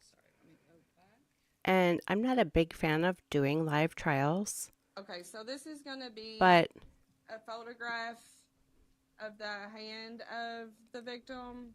it is what it And is. if I'm looking down at it, you can see it appears that the thumb is this way, so the left hand, and it's got charring. Send your friends, on the Jamie. fingers and skin sloughage and a removal on it. Doesn't he look like a And you can see fine, with the scale just gives, mild-mannered, an meek idea of, like, how large young that man? is. That's a Barf. 2-inch scale, I believe. Another view of the hand. This is another view of the hands, and it just shows the extent of the charring. So the bodies were attempted to be And burned. this is a defect of a wound that appear. I won't say how it appears to be, but these are. This is another L scale, and I've just got a picture of these 3 wounds in the middle of it before it's all cleaned up. Were his organs out of the body when found? Yes, they were. If you look above that scale, that's going to be intestine. Oh, God. So these 2 boys witnessed a few weeks Another prior. picture of the photographic scale. See where it says ABFO. It's a Here. photographic scale. So she's describing pictures of the victims. And these 2 boys were 14 and 16 at the time that they were tortured and murdered. We're going to say it. Tortured and murdered. 3 weeks prior to that, they had witnessed the shooting of Christopher Jones. And so at the bottom left-hand corner of the screen, these 2 boys had gotten into an altercation with Brice, who in a car, who took them back to his mother's / sister's apartment with 3 other kids. They were like, one was 15. It was him and 3 other kids that were like ages 15 to 19. Took one of the brothers into a room, stabbed them to death while the other brother sat out in the other room and listened, then brought him into the room, stabbed him to death, and then dumped him in a field behind the apartments.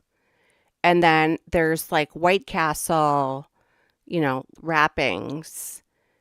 I don't know if they were trying to use that as kindling to burn the bodies. It's just so horrible. And the opening statements, which are in the beginning of my live stream today. Hi, Broken Baker.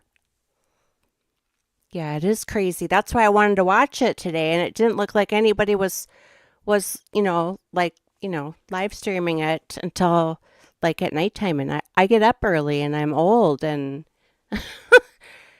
yeah, it's just nuts. So the bottom, there, one of my friends. Yay, hello. Now I got to figure out how to put your things up on the OBS screen. Oh, I think I know how. So yeah, so this gal, Jessica Hoffman, crime scene technician, is just going over the scene of the two brothers where their bodies were found the early morning hours of May 22nd, 2016. It's got two wound defects. I just figured, in the hold on one center second. of that. Are those centimeters or inches on your scale? They're millimeters. So broken up into centimeters? It appears to be, but like, for example, if you looked at the 1 millimeter, you know, I'm not going to guess on that. It just says 1 millimeter. This is a rear photo of the torso showing defects or wounds. And has the body been cleaned at this point? Yes, it has. Why does that happen? Because that way, now that we've already got the photographs at the scene that you saw what they look like as is, and then you have photographs as is at the medical examiner's office, they want to clean the body up, the victim, because it'll show more wounds, it'll show bruising, it might show patterns. You can't see it as good. Oh when my there's a lot of gosh. blood, you know, with Hello, the color this way and up. everything just kind of runs in together. So this way you can get an ideal of exactly how the edges of everything looks too. Oh my God. And this is going to be another photograph of the wounds cleaned up. Another photograph of those 3 wounds. Now you can see the torso. To me, that appears to be the navel. So you've got, you know, just here I can see 1, 2, 3, 4, and then a large 5, and then a large mass of possibly more than one defect together. This is a picture of the clothing that was on the victim. As I talked about, we put some of that paper down, just that way we could lay the clothing down as soon as we got it from the autopsy. That way you could get a good view of it with the charring, you know. So they It tried to could burn the either bodies deteriorate after in they the bag and it's tortured nice to and take pictures stabbed before these 2 further teenage deterioration. boys. I'm This calling is him a picture of the Freakosaurus boxers Rex. that was collected Lucky brand, and then we've got a scale down just for reference. Here we've got some debris and pieces from the clothing that have come off, and charring, and again the scale. Is this listed as a white t-shirt? Okay, she's saying scale. Let's see.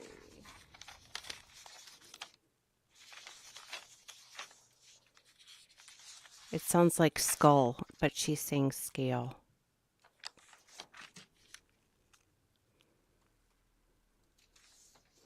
I'm tinkering. We're still on Maurice Gordon Jr., correct?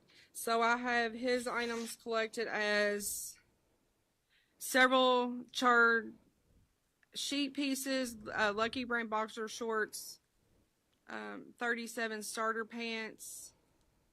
I used to love Lucky, it the just fragrance. It was like in a says pink several bottle. charred sheet pieces, and then the shorts, starter pants as far as clothing. I don't know if they still make it. That's correct. That's just what we observed and just note for our notation. Did you collect the clothing? Yes. And store it? Yes. Did you collect anything else? As far as with Maurice, or in total? With Maurice. With Maurice, of course, I photographed, I collected exhibits, I obtained his fingerprints. Remember that perfume? And then I forwarded them to the LMPD latent analyst, and then I placed those items in the drying cabinet. I gotta find my Discord login. Did you or somebody that you observed take nail scrapings from victims' fingers? I remember getting Discord when it was the mass Looks YouTube like on this one, trashing in at the 2020. scene, the hands were bagged to preserve any trace evidence. That way, on the way, nothing falls out from the nails. So what we did was we took fingernail clippings from the victim's hands. Those are packaged as evidence in case we want to send those off to the lab. And then, so those would be included with the fingernail clippings. What evidence are detectives looking for when they take fingernail clippings as evidence? For any trace evidence, for any sign of any struggle, like say you were in a struggle with somebody, you might have scratched somebody, you might have got some material from somewhere else under your fingernails. You know how like when you're putting on makeup, just if everybody looks at their fingernails after doing anything, you can see you might have something that might be trace evidence, might be She's matched right. later. Or DNA. And do you also collect? I do have foundation underneath my Yes, we fingernail. Did you do that in this Oops. In this case, Did you want to see my yes, my I have secret a today? victim blood sample 31 that the medical examiner Dum, would have dum, got. We dum. would put it onto like a little Two blood different sample card that we would slippers. send out for, My feet are future cold and I couldn't comparison find two and that match. coordination, so we could say this came from this person, this one's not from this person. It's just a standard that's used. After Maurice's autopsy, were you present for Larry's? Yes. And did you take photographs? Yes. Of that too? And we'll get to those through another witness. But what did you collect from Larry? From Larry Ordway, I collected, along with the doctor, hair sample. Of course, they did the blood sample, put it on the card that I brought, and it's going to be labeled. Again, the bags, it preserves that evidence from his hands. The fingernail scrapings, like we talked about. This time it was fingernail scrapings. Sometimes if your nails aren't long enough to cut, they'll do a scraping, opposed to just clipping the whole nail and presenting it as evidence. Then we collected several charred, what we believe to be was sheet pieces from over the victim with suspected blood.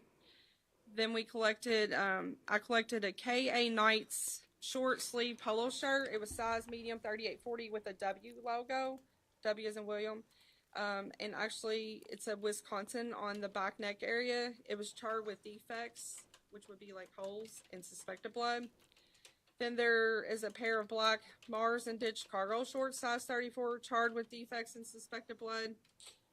I collected a red pair of Hanes boxer shorts that were charred with defects and suspected blood, and defects again are me referring to holes.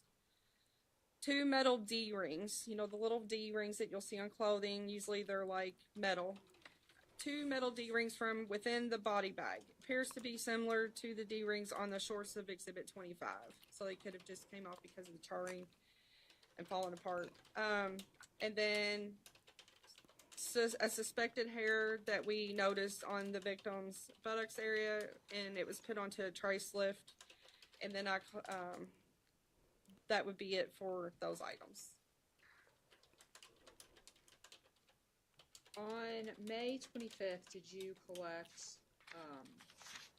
from Detective Holland some items?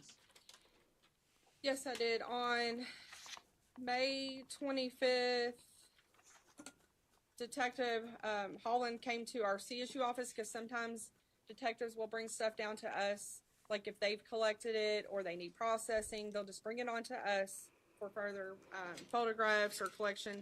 I collected exhibits 88 through 98 and then 99 through 106. And what would those be? So I have exhibits. Sorry, go ahead. Go ahead. I Okay. didn't mean to interrupt. Oh, no, you're fine. I have exhibits 88 and 98 coming from, the detective said they were from Brice Rhodes. So 88 is going to be a pair of blue and white Nike tennis shoes recovered at 736 Fulton Street in Jeffersonville, Indiana. I have 89 fingernail scrapings from Brice Rhodes. Obtained at an address on Haight Avenue. 90, a gold tone Saint or street strill cross pendant on a gold tone chain, so a cross pendant. And then I have 91 control swabs, which is like a Q-tip that I'm gonna use to take a buccal or DNA standard. Then I have 92, the actual buccal swabs, which is taking the swab to get a DNA standard on somebody's cheeks. So they had 92 and 93 buccal swabs from Brice Rhodes. Can you describe more in detail what buccal swabs are? So if you had a Q-tip and you wanted a DNA sample, you're going to take a control swab, one of those Q-tips that's not used, you're going to put it in a box. Then you're going to take a left cheek and a right cheek, and it's okay to keep them separate or together. You're going to take basically that Q-tip, and a lot of people have been doing the DNA ancestry stuff or the COVID test, the ones in the mouth. Basically, you're going to rub that Q-tip all over your mouth, the inside of your cheek, That's going to pick up buccal cells, which is used for DNA. They're going to process that to get your DNA profile. So they have those collected from Brice Rhodes. And then 94 is a white short-sleeved Hanes t-shirt, size large. And then we have 95, a black HDMI laptop tablet. The serial number, I'm not going to read the whole thing off, ends in 14627. 14627. It's in a black case with a charger cord. Then we have Exhibit 96, a black 47 brand hat with the LA logo on it. 97 is a pair of snakeskin-like Nike tennis shoes, size 9.5. And then finally we have 98, a pair of Trevero jeans, and that's all from Brice Rhodes. And we've skipped some numbers. Is it safe to say there are other CSU analysts collecting other evidence? Oh, in between? Yes. So there's a lot of things going on at the same time. So, like, just because I'm at the autopsy, there could be search warrants being served. There could be cars being processed. You know, as more things come to light, you have detectives and other crime scene techs, like, basically could be all over the city working on this case, collecting stuff. So when we get back, we check in the evidence. We have a computer, and you put your exhibit numbers. And so I'm like, oh, this person ended in Exhibit 10. I picked up at 11. They'll look up later and say, oh, I picked up at 15. So there's multiple people working on multiple things at all times. Okay. And did you also collect items that Detective Holland brought you from Ja'Cory Taylor? Yes. And what was that? I have from Ann1. Oh, sorry. Carter. Carter, yes. Sorry. I have exhibits 99 through 106 from Ann1 Carter, if I'm pronouncing that correctly. 99 was a control swab, what we talked about, didn't have anything on it, the Q-tip. Then we have 100, a buccal swab like I talked about from Ann1, and 101, the right swab from Ann1 Carter. So those are the buccal swabs for DNA purposes. 102 is a pair of black socks. 103 is a black Ellison shorts with red RCHS Lions with basketball logo. 104 is a pair of black Nike pants. And then we have 105, a pair of black and neon red Jordan tennis shoes, size 9. Then lastly, we have 106, a gray short That's what I did. Ross t-shirt size. I did number 1, and then this is the beginning of today. Just long, long days. For the month of May, yes.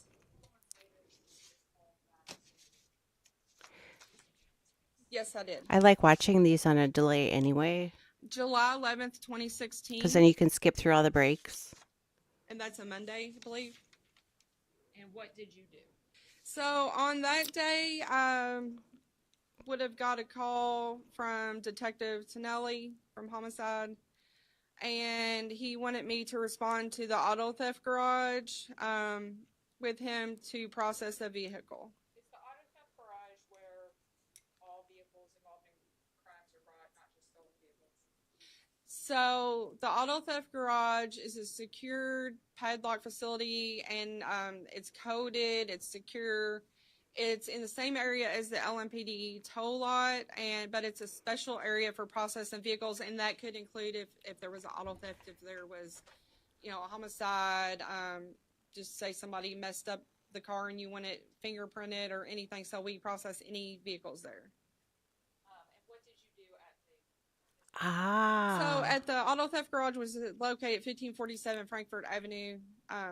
I met with Detective Tonelli, and then we photographed the car, again, as is. It was a 2007 Mazda 3 with a Kentucky license plate of 484, N as in Nora, T as in Tom, T as in Tom, 484 NTT. And then the VIN, I'm just going to read you the last of it, is 82818, 82818. Since I photographed it, then I collected some exhibits from the vehicle, exhibits 139 through 142. You're on the map first for this. Okay. If you could read 4 photographs, which have runs of 65 through 68. I know, I love Jamie. Yes, I did. 65 through 68. No objection. This is going to be a picture of the back of the driver's side seat. of the car, and then a little bit closer picture of below the headrest. And this is going to be where there was this red suspected blood, and I'm just saying suspected, and we took a cutting of it so that it could be sent to the lab. This is showing the cutting, and it's got the scale in it again. It's a 2-inch scale, a 5-centimeter scale, showing relation to the size of the cutting.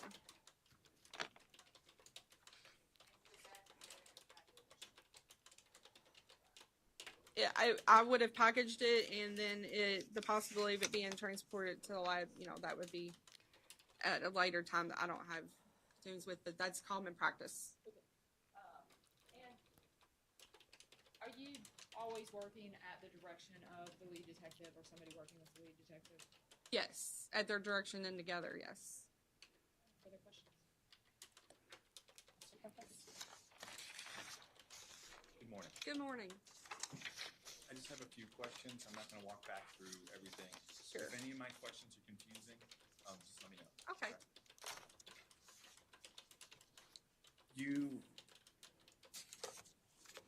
I'm going to start with the house and the alley. Sure. Okay. Were you part of determining who owned that property? No. Okay, so you don't know anything about that location and the property ownership and all that sort of thing? Correct. Okay. Because that's not your job? No, sir. Okay. I'm going to flip now all the way to the car. Okay. Fast forward. You said that was in July, so that's 2 whole months later, right? Correct. In the time your earlier testimony had a lot of activity by you for about 2 days, right? Correct. But between May and July, you weren't really working on that. You were doing other stuff. You have other cases. Correct. Okay. In July, you went out to I'm going to just call it the warehouse, the car warehouse. I know it has a different name. And when you got there, you weren't the first person to examine that car, were you? I don't know who else examined it. I just have my report as to what I did with direction of the officer that day. Okay. To the best of my knowledge. And specifically, the officer who was giving you direction was Detective Tonelli? That's correct. On that particular day, you don't know how that car got there. Like, you weren't part of transporting the vehicle to that warehouse. Correct. I would know common procedure. But you don't know literally how that car got there on that day, do you? If you do, you know it. Common procedures of record taking it, but I did not witness any of that part of it. Yeah. Yeah. My point, you didn't have I guess I'm probably being confused. My point is, it was there. You didn't have anything to do with That's putting correct. it there. Yes, sir. That's all. Yes. And you didn't have anything to do with processing it before that day in July. That's correct. So you got there, you did what you were told to do, asked to do. Yes, sir. Okay. Oops. When you were examining the vehicle, am I correct that it had no back seat? I have to refer to the pictures again. Is that okay? Let's see. If I'm looking at the pictures, it looks like you can see. Can I show that? Sure. Go ahead. This is just my observation because this is how I would determine that. It looks like there's a lot of metal here, so it looks like maybe there's a cutting or no, and it looks like there could possibly be no seat just by seeing this metal. But I don't recall any further than that unless I see more pictures. Okay. So looking at your pictures, looks like there's no back seat in that car. That's correct. All right. And you, on that day in July, 2 months after this happened, approximately 2 months, you weren't asked to examine the car seat. The back car seat where it previously was? Well, there was no car seat that you were asked to examine in the back, right? I only took cuttings and samples of what I was told and recorded here. Right. So you were never asked to examine the back car seat. That would seem correct, but I just don't recall the whole specifics without like further detail, just because my mind is scientifically thinking about the car, you know. But you also have your report, right? Which it wouldn't have said each seat, but I only took the samples from the ones that I said from that back car. Right. Yes. And so looking at your report, it's okay. Yes. If you want to. You did not examine any back seat of that vehicle. I did not take any evidence from any back seats. Correct. Okay. And if you had, it would be in your report. That's correct. Yes. Additionally, you did not examine any car seat somewhere else. Like for example, at a different location, at CSU headquarters, anyplace else. That's correct. Okay. Yes. So, and I'm just trying to be clear. So on that day in the back of the car, there was no back seat that you examined. And you also didn't examine a back seat anywhere else. Correct. Okay.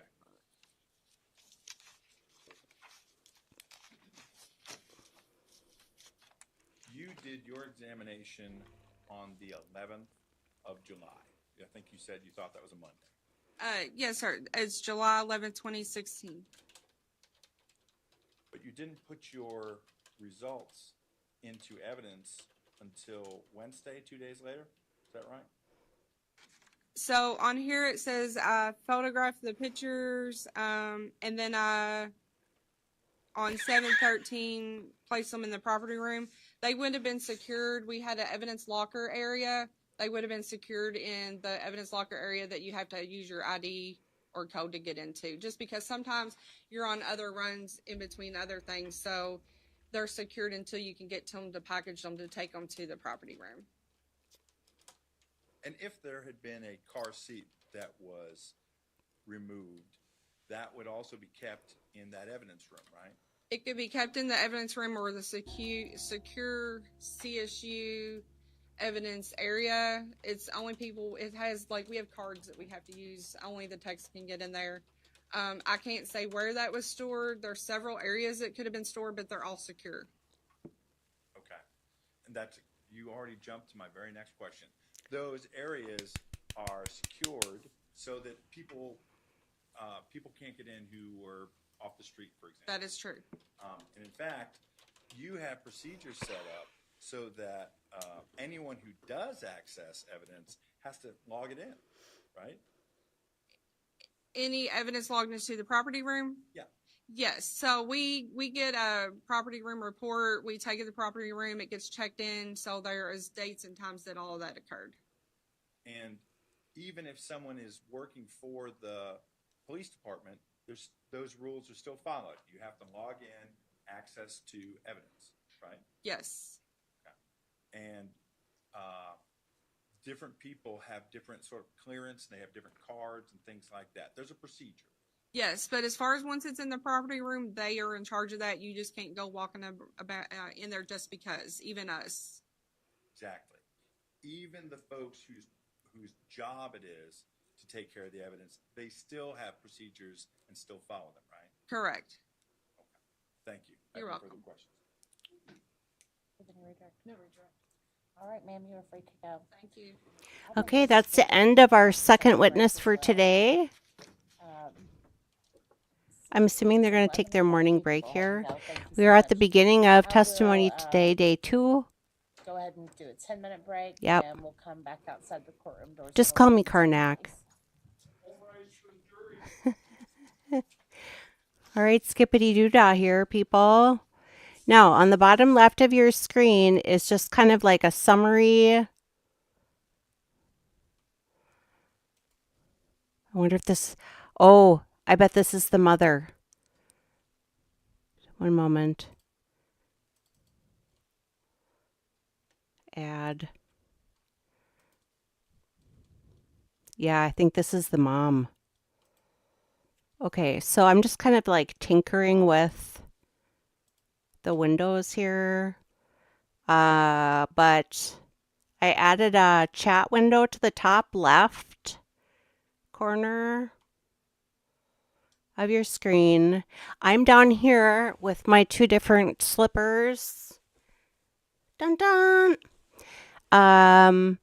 And then the middle left of the screen is picture of the two well, there's three victims in this trial. I have to get the picture of Chris Jones. His sister testified, very first witness today. Second witness was this gal, the CSI technician, Jessica Hoffman. So I'm just kind of like tinkering with like some different, what have yous here. But the lower left-hand corner of your screen is just, I'm finding like little bits and pieces of the case. And so that's kind of like rotating through on the very bottom left of your screen.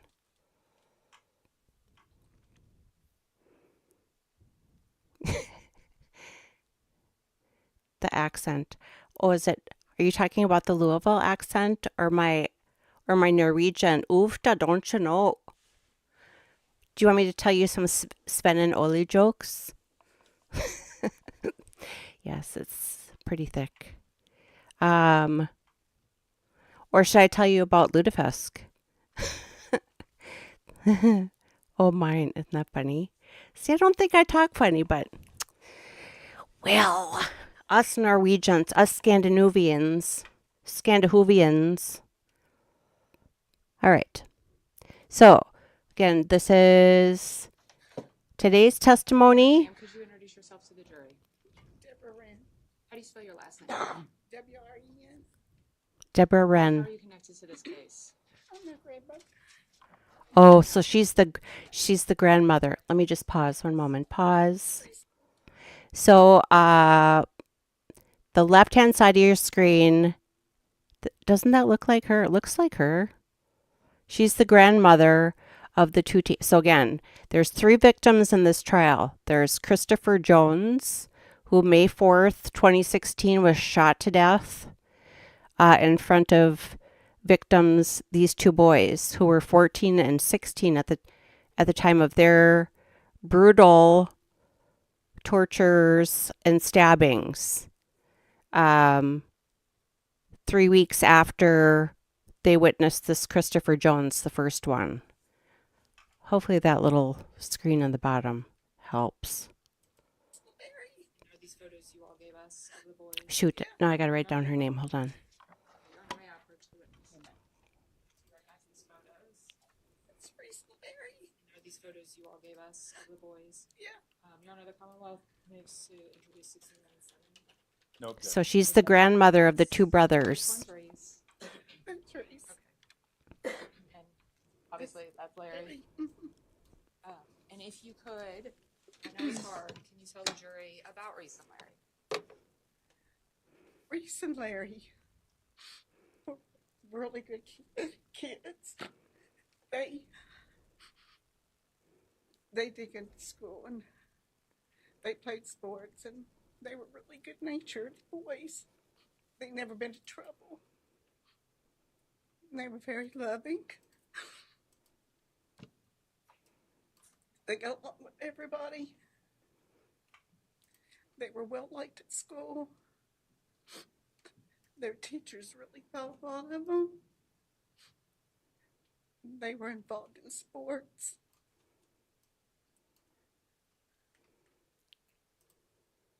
They were just good boys. In May of 2016, how old was Maurice?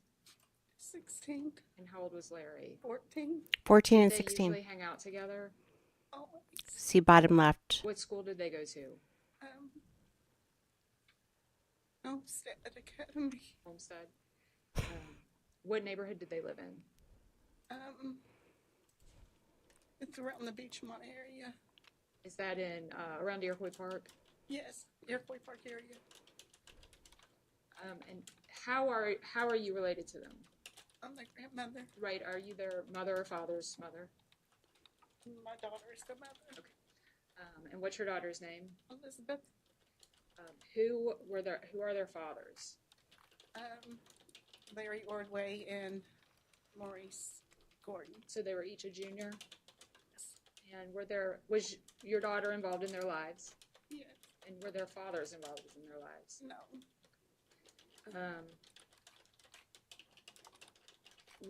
At that time, was your daughter having a few issues? Yes. Okay, can you describe a little bit about what the home life was like? She was just having a hard time, with just doing things and, trying to make ends meet and things of that nature. Oh, there's the keyboard Were there warrior times when again. there wasn't enough food? Yes. Did they have, at the time, did they have any siblings? Yes. And who is that? 20, their sister. How old was she back then? I'm going to say about 9 or 10. Okay. How old is she now? 17. And is there a new sibling that they would have met if they lived? Larissa? Mm-hmm. And when was she born? September the 22nd, 2017.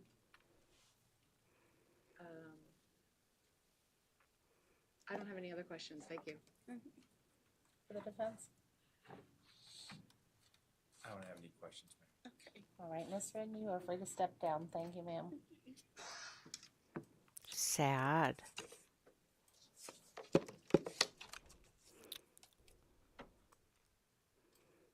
Sad. I'm still tinkering with the windows here. Hold on, next witness, please. Well, the Swedes, they put cinnamon sugar on their their lefse. We only put cinnamon sugar on our lefse if it's bad. Here's this charming defendant, Brice Rhodes. I have christened him the Freakosaurus Rex. His defense claims that he was just an innocent bystander for all of these deaths. The two boys, and I'm going to call them boys because they were 14 and 16. They were tortured. The truth and the whole truth? I do. Thank you, officer. You can have a seat. Wonder if they were tortured one at a time. Good morning, ma'am. What is your name? Stephanie In Spalding, this, Where do you work? LMPD's 3rd Division, in his mother and sister's since 2009. apartment. When you say the 3rd Division, is LMPD Would you say divided up Stephanie into Smith? a number of divisions? Yes, I apologize. We have 8 divisions and then several other specialty units, but now I'm in the 3rd. And does each division cover a certain geographic area? Yes. At the time of May of 2016, where were you working? In the homicide unit? Were you aware on May 22nd of the case on River Park? I'm not positive of my work schedule that particular day, but I did not respond to that particular scene. And how many people were in the homicide unit back then, approximately? Approximately 25 to 30. Okay. And how do you all divide up responsibilities? As a new case is called in or we're notified, then that particular detective would then take that case, and we would fall in line right behind them. So is there a rotation, and just your day, that's the case you get? Yes, and we would often help others, but we may or may not be available to respond to every single scene. So on May 22nd, was the case assigned to Detective Tonelli? The case on River Park? According to the case records, yes. Yeah. So obviously, not all 25 detectives rushed to River Park, right? Correct. Because everybody has their own cases. Okay. But did you all help each other as needed on cases? Yes, we did. So at some point, were you asked to do some things on this case? Yes. And what was your first role in this case? My first role was actually on May 24th. So it was a few days later, and I was working in the homicide unit at the time in the office, and I did take a phone call from JCPS. And what were you directed to respond to a certain school? Yes, I was asked to go to Olmsted North in regards to an assistant principal who wanted to speak with us more in depth about the 2 young victims. And at that time, prior to this phone call, did you all have an identity for the victims? No. And did Olmsted give you names of children that they thought it might be. Yes. How did LMPD put out information about the children? There were sketches that were released to the media of the two victims. And why sketches and not photos? We were unable to identify them, and it would have been too difficult for anyone to have to see those things. The actual photos of. Yes, I'm sorry. So after you responded to Olmsted North, did you then have an identity of the children? A possible identity? Yes, we did, and then we went to the address of that was provided to us. Who did you meet at the address? I was with another detective who then interviewed their mother. The mother of the children? Yes. Okay. After that, did you all get information that led you to another address?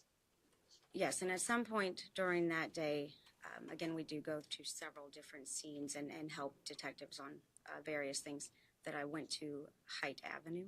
And who did you understand that address to belong to?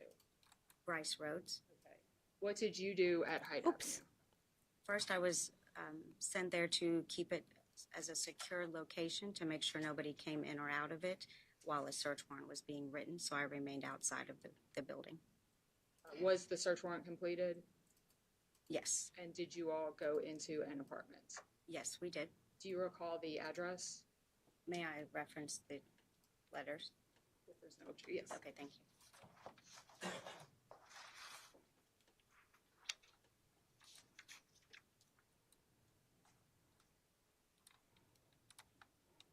The address?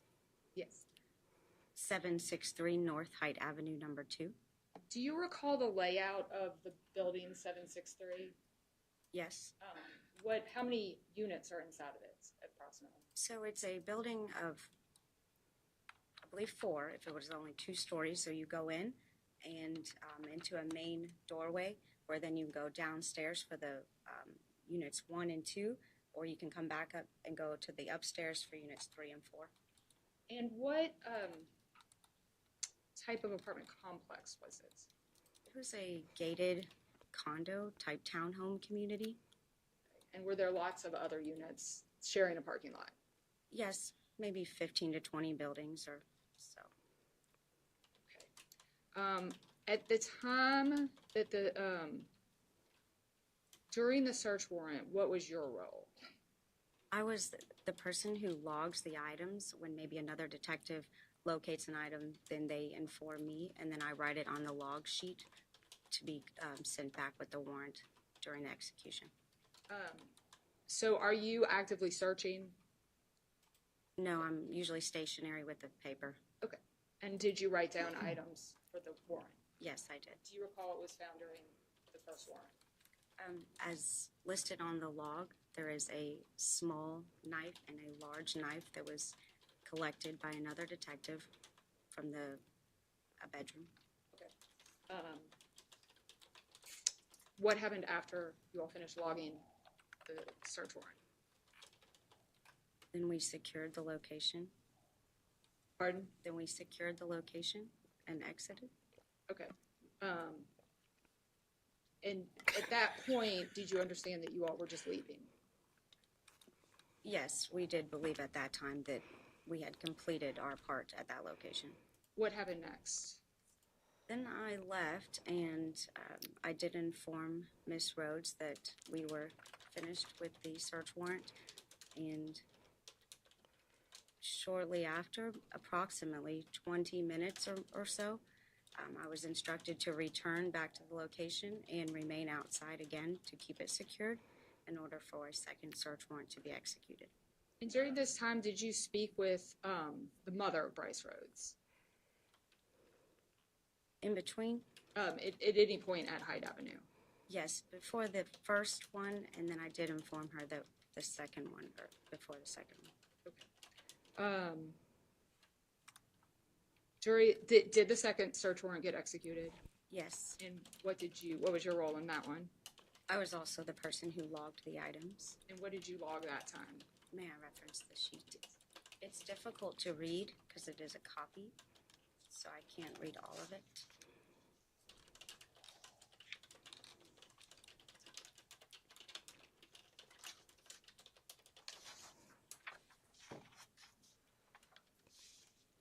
So there's probably a better sheet that maybe has more things, but from what I can see, there was 1, 2, 3, 4, 5, 6 items total that ranged from small to very large.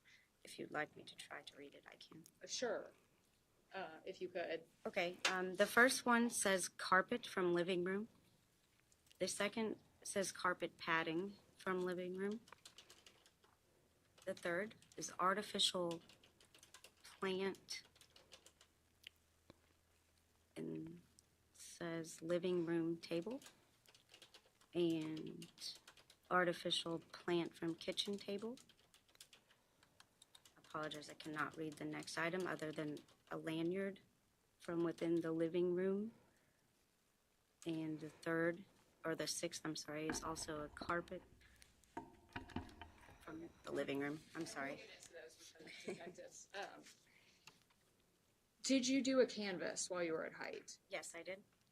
And what did that entail?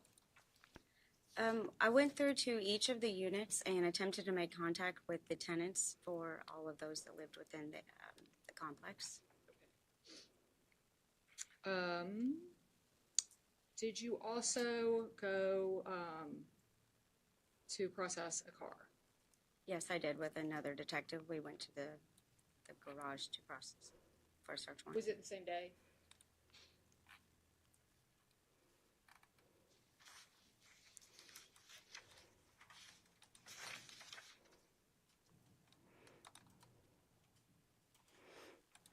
It was May 25th. May 25th. Okay, the next day. Yes. What car was it? It was a blue Mazda. Okay, and what do you recall from that event?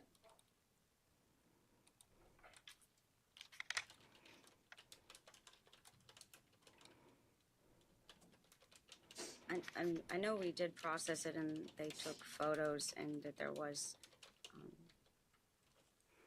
I would say, evidence collected, but that doesn't mean necessarily a physical object. Okay, that's fine. Well, and we'll have another detective to testify to that. So thank you, ma'am. I have no further questions. Okay.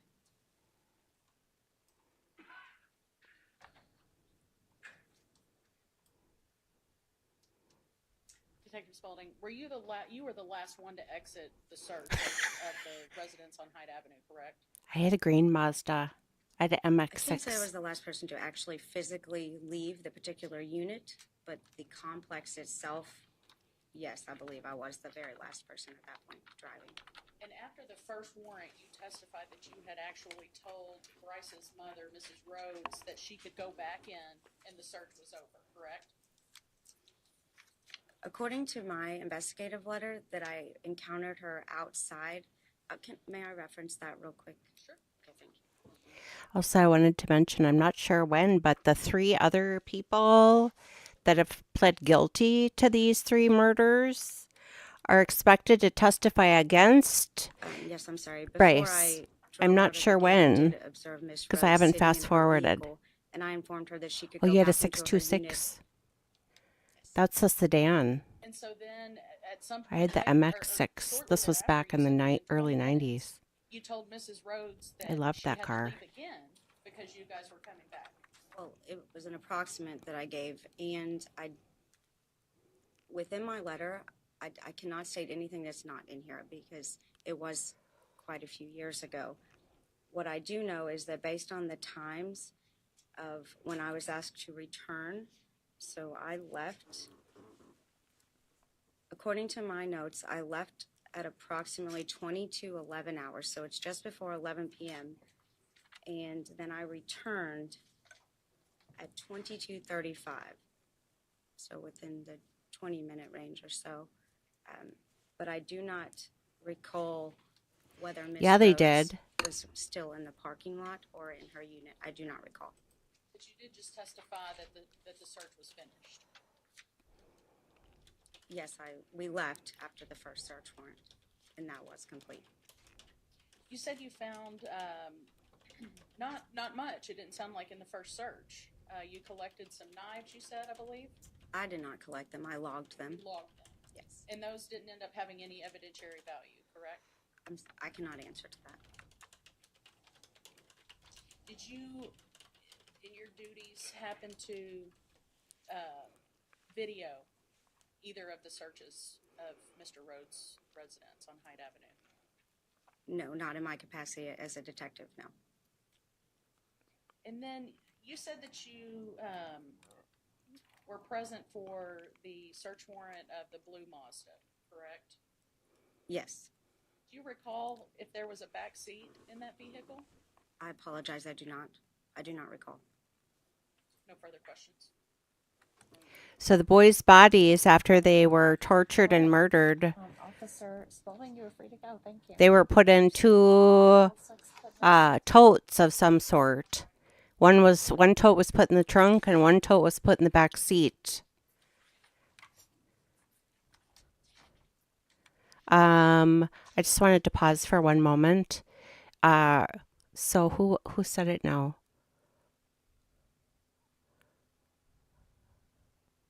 Okay, so This Way Up was talking about the detective and says lacks the eyelash factor though. Okay, so for those of you who watched Monday night live stream when we were covering the cult documentaries, one of which we're going to do this coming Sunday. It's called Crochet. It's actually here. Love Has Won. Crochet and Crime. So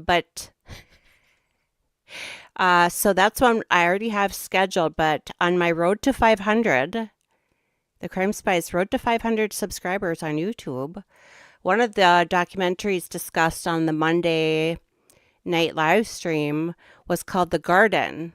And The Garden, incidentally, is also a documentary about a cult. Well, no, it's called The Garden, Commune or Cult. And to be honest with you, I really did at the end of it. I personally thought it was more of a commune. But one of the people, they advertise to come to this like barren land that they have squatted on and, cultivate it and grow their own, vegetables, etc. And then they have like 10 days to, prove themselves to the rest of the group. And then they have they vote the person either to stay on the garden or get kicked off the garden after I think it's 10 days.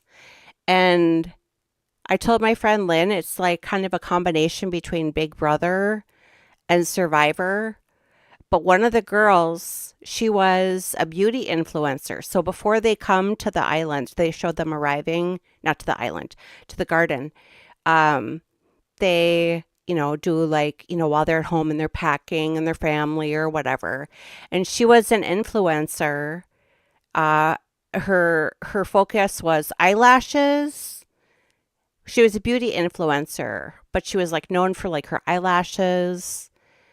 I don't know for her nails specifically, but so I don't know, 2, 3, 4 days after she's there. So she gets there and I mean, she's just, I'm thinking, I think I even texted my friend Lynn, oh my God, this beauty influencer, she's not gonna last the night. Well, I don't know, 3, 4 days later, she goes to take a shower, or a couple days later, she goes to take a shower outside. And she's got her thing on her head, those shower caps and her, loofah and flip-flops. And she's walking over. I'm going to try to take a shower outside, she says. And she's like, I've only got 7 nails left, 7 nails on, and all of my eyelashes are falling off, but I'm going to go take a shower. Honest to God, she lasted the 10 days and they let her stay. I don't know how long she stayed after that. It's way different than this one was, but it's really good. Adam Montgomery trial where the girlfriend also got a deal because she lied to the grand jury. She's the only witness to the unaliving of his 6. I haven't heard that. Oh, Jamie, yes. Twin Flames. We talk about Twin Flames on the Monday night live stream too. Because incidentally, it turns out that a lot of the documentaries right now, when you search up like true crime documentary series, they're either a religion. Like last night we watched the Duggars documentary that came out in June called Shiny Happy People. But I watched the Twin Flames one on Netflix, which is my ex-husband's account, so it's on my Apple TV, but I can live stream the Prime Video one. They were both good. I watched both of them. How those two people aren't in jail with how they try to tell people that they should be transgender because they're because they had more women than men in their group. So then they were trying to tell the women, well, you know, your soulmate is really a man stuck in a woman's body. And then they'd tell like another girl, oh, you're a man stuck in a woman's body. And then they try to connect the two people. It was bad. Okay. 10 days with no light. Broken beakers, funny. Oh my God, it was really funny. I'll try to find the clip. It's really funny. But on the Monday night, I did a live stream and we just went over like some of the trailers to some of the road to 500 subscribers that I was trying to think of live streaming. The problem with YouTube is you can't really do it on YouTube, but I started on YouTube and then I switched over to Kicker or Rumble, and then we can do anything we want. Cult live stream, you'd probably love it. He did the Twin Flames documentary. I was shocked. Okay, was it the Twin Flames Netflix one or the Twin Flames Prime Video one? The Prime Video one is called Desperately Seeking Soulmates, and they were both good and they were both actually different. So what the Netflix one covered, Prime Video really didn't, and then vice versa. So I can do the Prime Video one. Oh my God, those people. Yeah. If you have a chance, even fast forward through the Monday night one. Or we could do it during the break. Okay, here, let's get back. So this is the judge, I think, that said if he doesn't behave himself, he has to wear that shock collar. She looks like my Aunt Virgie. Okay. So, as I said, the three other people that are involved in the deaths of the two brothers, one was brought up in the defense opening statement that his sweetheart deal was so sweet, he's actually now picked up in Florida on a weapons charge. And the reason that they got deals, which was they had to testify against Freakosaurus Rex here, Brice. So I'm curious. Thank you. You can take your hand up. And the names do pop up on this lower. Sir, what is your name? Kevion White. Could you spell that? Keyveon. No, he's not a Last name co-conspirator. White, White. Back in 2016, in May, where were you living? I was living with my auntie, Miss Red. Your aunt? Yes, ma'am. And did I you bet all have his necklace looks like those two boys. Not sort of. We was considered all family. You are all family? Were those people Elizabeth Wren and her children? Yes, ma'am. And are you related to them or just really close friends? Just really close. Okay. And did you all live together? Yes, ma'am. How old were you in May of 2016? 15, about to turn 16. Were you friends with Larry and Maurice? Yes, ma'am. On May 21st, which would have been a Saturday, did you see them? Yes, ma'am. Where did you see them? We lived together, so we woke up together. Okay. Do you recall what they did that day? I think that we went out to like Fagenbush Lane. We had played. Sorry, somebody coughed. You went to where? We had went to like Fagenbush Lane, a little neighborhood, and played basketball, I believe, that day. Okay. Anything else you recall about that day? Not that really stuck out besides a bunch of phone calls. Did you know who the phone true. calls were No, from? ma'am. Or were they phone calls that they received? Yes, ma'am. Did they both have a cell phone or just one of them? They both had cell phones. Were they both getting the phone calls? No, just one. Who? I think it was Reese. Okay. Maurice's Did nickname anything is happen as a result Reese. of the phone calls? No, we had continued to play basketball until we had went home later on. Okay. At some point, did they leave? Yeah, they did. And who did they leave with? Honestly, ma'am, I can't recall who the driver was or who was driving the car. What kind of car was it? I don't remember. And do you remember telling Mrs. Wren at the time that they left with? I'm going to object to hearsay. Don't want to approach. Up approach. Oh my gosh. In the opening statement, the defense attorney, basically in a nutshell, I'm going to summarize, said that the same law enforcement agency that killed Breonna Taylor was involved in this case. She actually said that during opening statements or something to that effect. And then objection, sidebar, overruled. Or then the judge said, oh, no, you can't. Jury, you must disregard that. Well, I don't know. Can't put the genie back in the bottle with that. At some point, Oops, sorry. It went too far. Oh, because I'm hitting the wrong Let me button. back up a second. Did they leave? And did you go with them? You stayed at the house. Thank you, Broken Baker. Good night. Did their mother ask where they I'll were? make sure Jamie behaves herself. Did you have a conversation with her? So nice to see you. Do you recall what you told her? Do you recall a statement you made even earlier today about recalling that? Yeah, I did, but a lot of it's out of hurt. I can't honestly say that I seen them leave with that man over there. Okay. Do you recall telling her anything along those lines, the mother?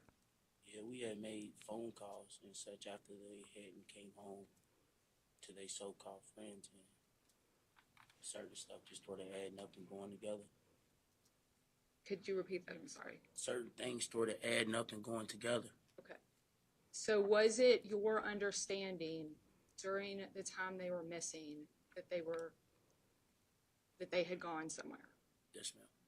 Where did you think they had gone? Judge, I'm going to object to speculation. Give us a statement. Okay. I have no further questions. Thank you. They're rifling through these witnesses. Like I said, that Jessica, You're free to go, Mr. White. the crime scene technician, she was on for quite a while.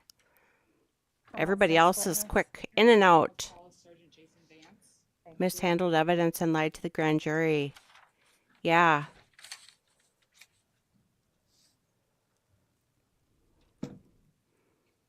Oh, the judge changed her hair. Or didn't she? Did she put it up in a pony?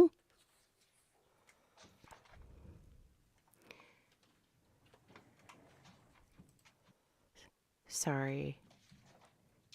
That monitor is up. Thank you. Okay, here we go. Another one. Please tell the jury your name.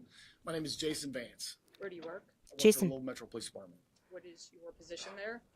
Currently, I supervise the audit unit in the Accountability and Improvement Bureau. How long have you been with LMPD? Approximately 18 years. In 2016, where were you? In May of 2016, I was in the homicide unit. Were you dispatched to River Park on May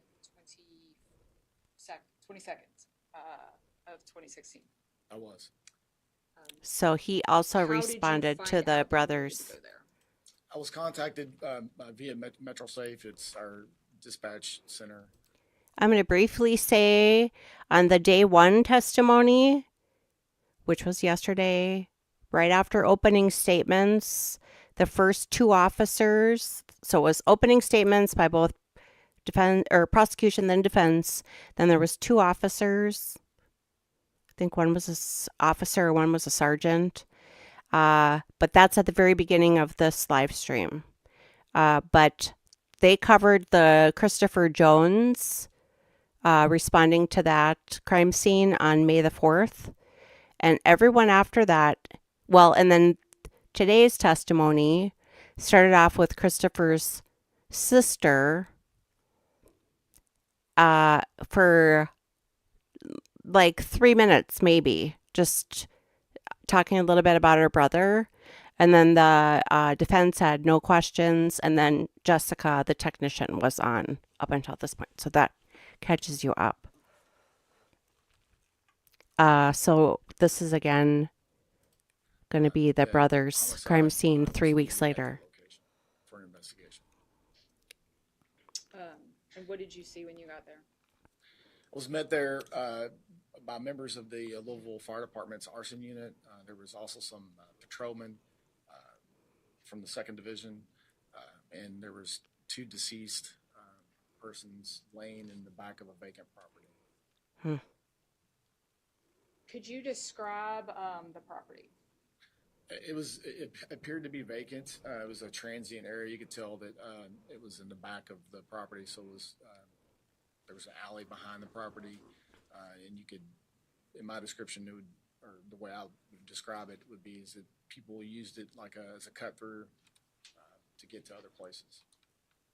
Did you all observe anyone residing in the house at 4028? No.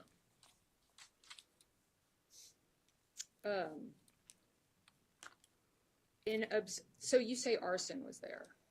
Yes. When do they come to a scene? When there's a fire that consists of a criminal act. Did you all have reason to believe that the fire had still been burning recently, or did you have any evidence of when the fire was? I did not. No. Were you the lead detective on this case? I was not. How does that work with the homicide unit? So at the time of this notification, I was actually on another scene, which delayed my response to the location of River Park. But we work shift work. We also have a rotation about how we're assigned cases. So, if you are if you're number 3 on the list, as that third homicide, in a sequential order, you would get that third homicide that occurred. And it could be months, could be days, could be hours. You don't know. So what does everybody else do? So we assist in investigations, but in this time frame we're talking about, we also did a lot of death investigations as well. What are death investigations? Suspected criminal acts, and at the time it was policy for the unit and the department that we would investigate all overdoses, which kept us extremely busy. But this was obviously not a death investigation, right? No, it was an obvious criminal act. Were you, I guess, what you all call the scene detective? Yes. What does that entail? So my job was to make notifications to our command, and then the command notifies the person that's going to be assigned as the lead investigator. Try to obtain as much information at the scene as I possibly can.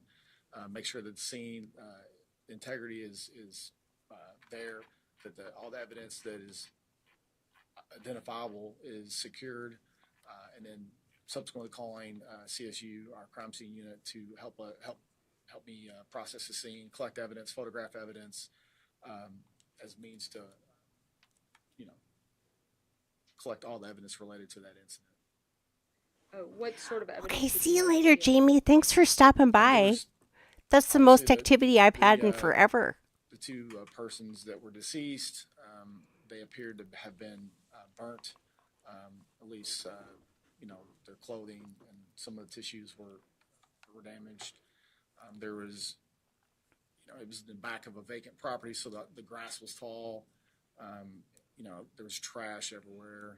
There was there was one tire impression I remember that we ended up plastering to get, to compare potentially for as information in the case would progress.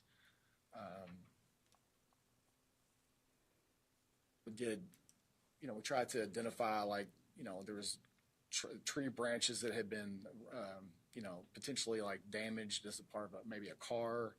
So we took photographs of that damage, tried to identify as much evidence related to the incident as possible, and collect it or photograph it. Were you present when CSU Tech Silveria took photos and did the video? Yes. Did you all believe that the victims had been killed there? No, we did not. And why is that?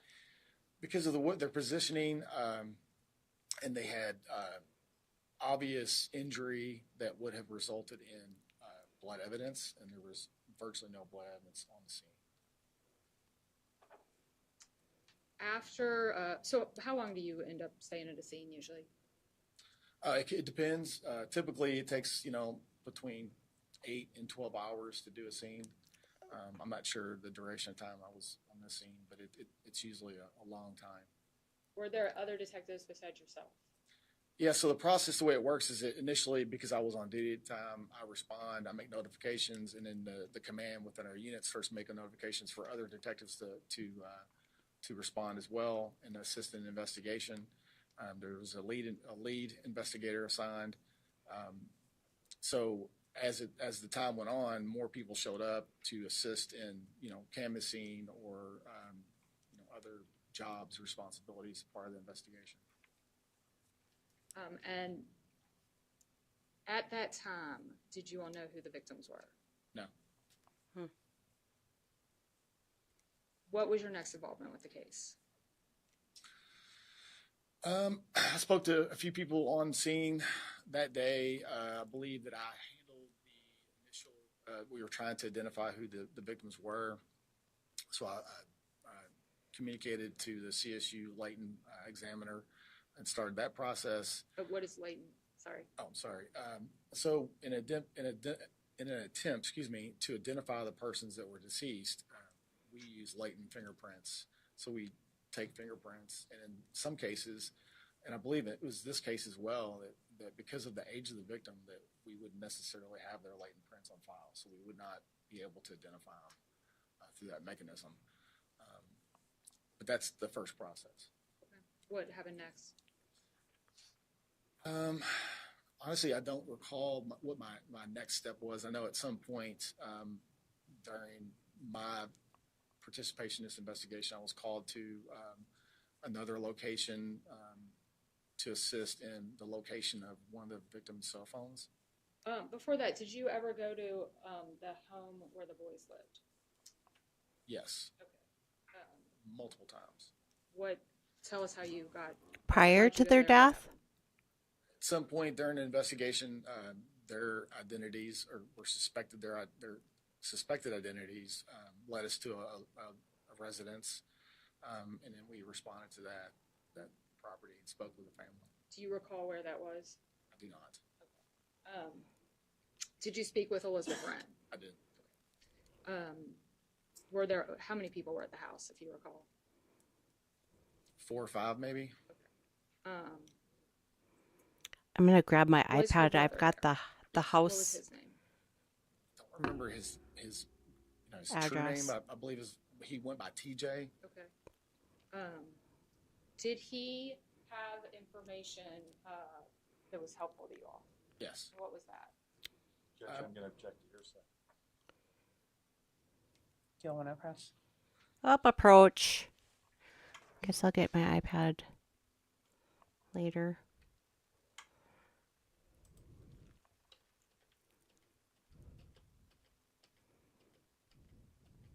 Thank you for joining me. Crime Spies is on the road to 500 subscribers. This is part of our journey. We appreciate you being here. Did TJ Wren have the address for Brice Rhodes? He did. Or at least know where he lived? He did. So what happened with Mr. Wren? So he got into my police vehicle, and he showed me the address where the defendant lived. So you all drove over there together? Yes. Where was that address? I don't recall the address. It was off of, I want to say off North Height, maybe, but I'd have to refer to my... The address of the crime scene of the boys is No, that's 4028 fine. something. What neighborhood is that? Clifton it's kinda like Heights. Lower Brownsboro Road area. Or maybe I'll just be quiet. And so you and TJ drove over there? Yes, and Detective Mike Lauder from the homicide unit as well. Were you all in the same car? We were. What were you thinking would happen? Were you just going to write down, like, note the address and leave? Yeah, I thought it was important that he, one is identify the address, but once we got to the address, because of the way the multi-family dwelling buildings were kind of laid out, we actually were going to have to walk into the building to get an address, like an apartment number. So we were in the process of doing that, and we were interrupted. And what was the interruption? The defendant arrived to his property, or his home, and TJ identified the defendant based off his vehicle. So we got in my police vehicle to not alert him that we were there. What car was he driving? It was a Charger. What color? I want to Dodge? say it was black, but honestly, I don't remember. It's been a while now. What did the defendant Okay, I'm going to be do right back. at the residence Please that you hold. observed? I think he walked in. I don't recall that as well, but he wasn't there very long. We were in my police vehicle, and it was a very short duration of time, and then we subsequently followed him to not alert him. And by police vehicle, you weren't in a cruiser at that time? No, I'm in a marked car. So you followed him with Detective Lauder and TJ Wren? Yes, TJ was in the backseat. What happened? We followed him. He went down Zorn Avenue to get on 71. He took 71 to 65 South, and at that point, I identified that potentially he had observed me, because it appeared that he was doing what we would consider counter surveillance. So the way he was driving his vehicle. So he took 75 or 65 South all the way down to Fern Valley, over to Preston Highway, went north. He turned around, went south, and then he went back north, which in my experience as law enforcement would be, we would describe that as counter surveillance. So it may just be that he's paranoid. I don't know, but I was concerned because I had a civilian in my vehicle that he thought that we were the police. Judge, I'm going to object. This is all speculation at this point. Just stick. That's fine. I'll Just sustain stick it. to, without speculating, what happened next? I had to drop TJ off at a tire shop. I had to physically ask him to walk into a tire shop for his safety. And did you continue following the defendant at that point? Did you involve other cars? I did. Okay. And were you present when he was arrested? I was. Okay. Can you describe what happened there?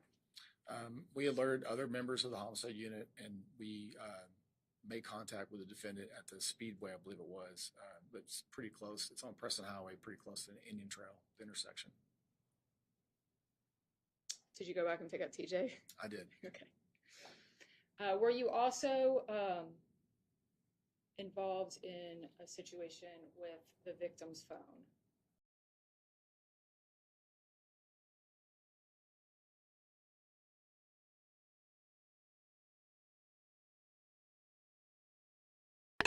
Oh no, got the spins. See, it's like right before the top of the hour.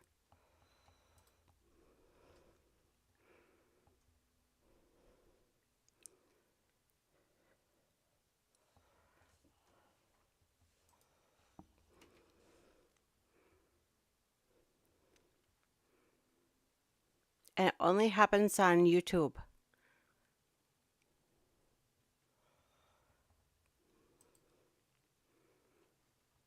Hold on. Please hold.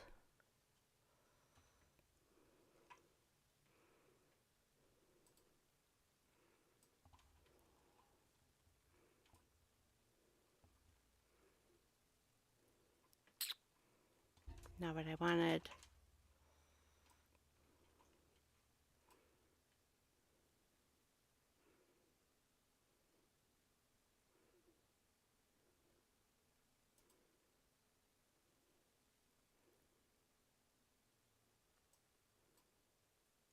Not what I wanted.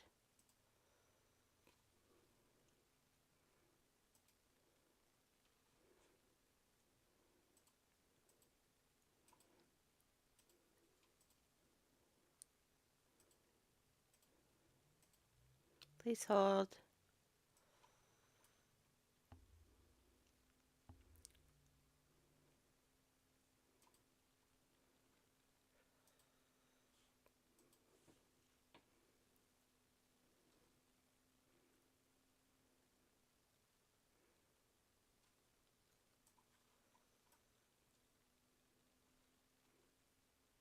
See, it's just YouTube.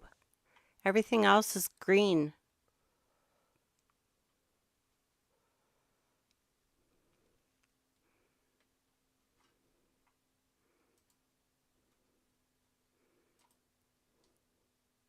Uh-oh. Did my internet go down?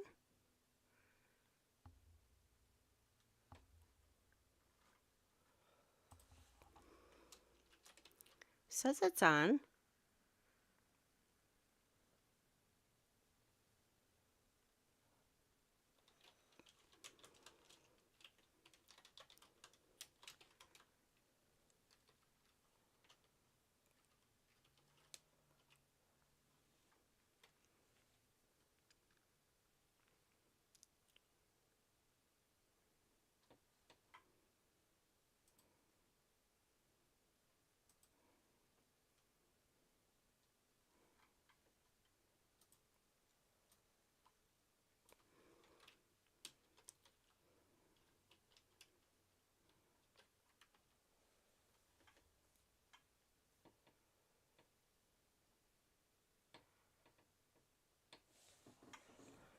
Hmm.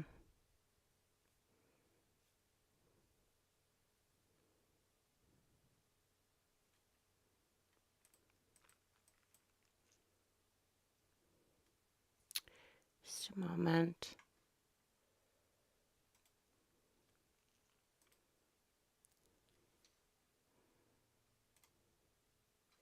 If I launch it from the app.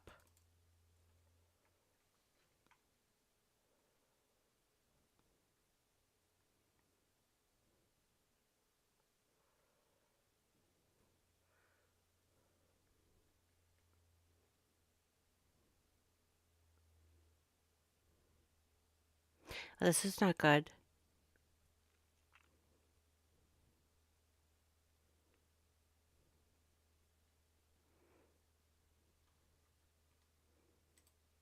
Can't restart.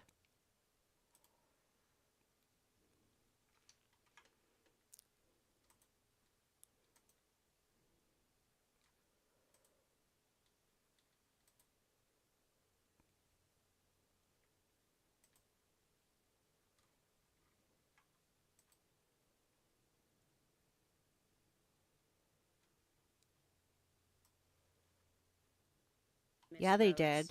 Was still in the parking lot. Huh, weird. Okay. So I can see myself on the screen.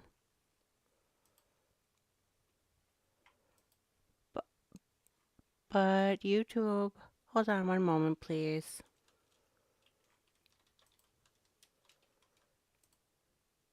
Like it's still streaming to Rumble, but it's telling me I can't. Hold on.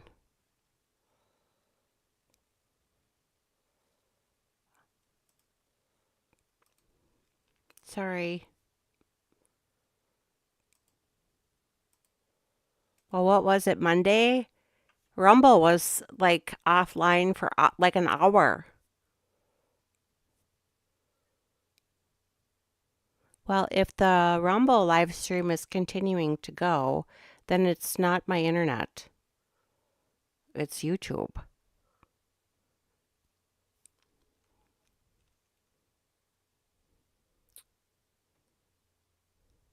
Weird.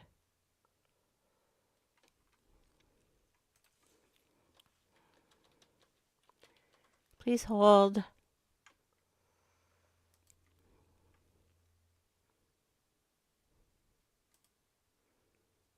Okay, I think I got it.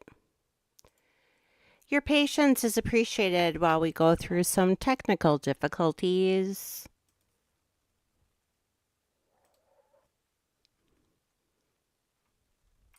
which seems like it happens at the top of some hours here in Chaska, Minnesota.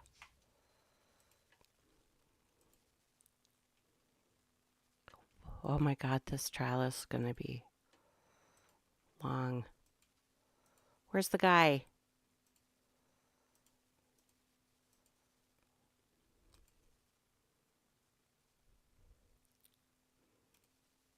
Now I gotta find our spot.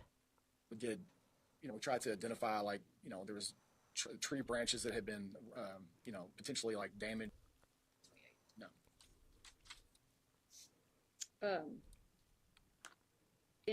So you say arson was there.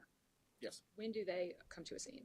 When there's. I think this is approximately where we were.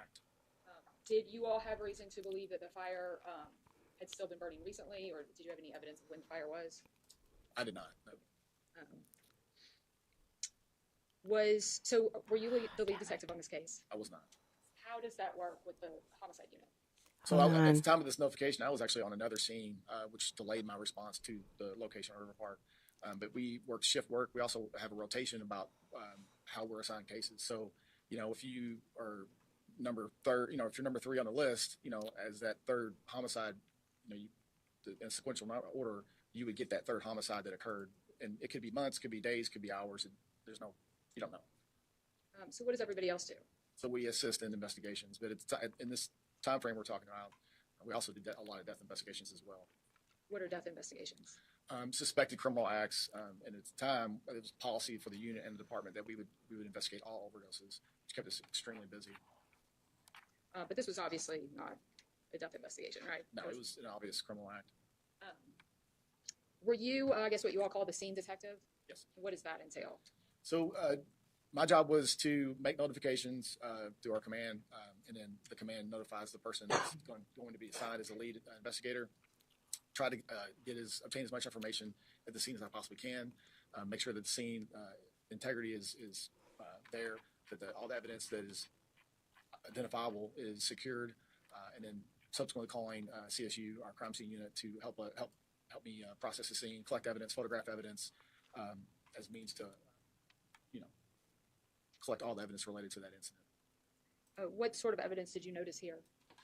There was obviously the two persons that were deceased. They appeared to have been burnt, at least their clothing and some of the tissues were damaged. There was, it was in the back of a vacant property, so the grass was tall. There was trash everywhere. There was one tire impression I remember that we end up plastering. Okay. We were a little bit past this part. Potentially for, as information in the case would progress. We tried to identify, like, there was tree branches that had been, potentially like damaged as a part of maybe a car. So we took photographs of that damage. Tried to identify as much evidence related to the incident as possible, and collect it or photograph it. Were you present when CSU Tech Silveria took photos and did the video? Yes. Did you all believe that the victims had been killed there? No, we did not. And why is that? Because of their positioning, and they had. Thank you, Nikki L. on Rumble for following Crime Spies. We appreciate you. After, so how long do you end up staying at a scene usually? It depends. Typically, it takes between 8 and 12 hours to do a scene. I'm not sure the duration of time I was on the scene, but it's usually a long time. Were there other detectives besides yourself? Yeah, so the process, the way it works is that initially, because I was on duty at the time, I respond, I make notifications, and then the command within our units starts making notifications for other detectives to respond as well and assist in the investigation. There was a lead investigator assigned. So as the time went on, more people showed up to assist in canvassing or other jobs, responsibilities as part of the investigation. And at that time, did you all know who the victims were? No. What was your next involvement with the case? I spoke to a few people on scene that day. I believe that I handled the initial. We were trying to identify who the victims were, so I communicated to the CSU latent examiner and started that process. What is latent? Sorry. Oh, sorry. So in, What was your next involvement? in an attempt, excuse me, What to was your identify next the persons that involvement were deceased, we use latent fingerprints. What was your So next we involvement with the take case? fingerprints, and in some cases, and I believe it was this I case spoke as to a well, few people on because scene of the age of the victim, that day. we wouldn't necessarily have their latent prints on file, so we would not be able to identify them through that mechanism. But that's the first process. What happened next? Honestly, I don't recall what my next step was. I know at some point during my participation in this investigation, I was called to another location to assist in the location of one of the victim's cell phones. Before that, did you ever go to the home where the boys lived? Yes. Okay. Multiple times. Tell us how you got. Why'd you go there? What happened? At some point during the investigation, their identities or suspected their suspected identities led us to a residence, and then we responded to that property and spoke with the family. Do you recall where that was? I do not. Did you speak with Elizabeth Wren? I did. Were there? How many people were at the house, if you recall? 4 or 5, maybe. Was her brother there? Yes. What was his name? I don't remember his true name. I believe he went by TJ. Okay. Did he have information that was helpful to you all? Yes. What was that? Judge, I'm going to object to your statement. Don't want to press.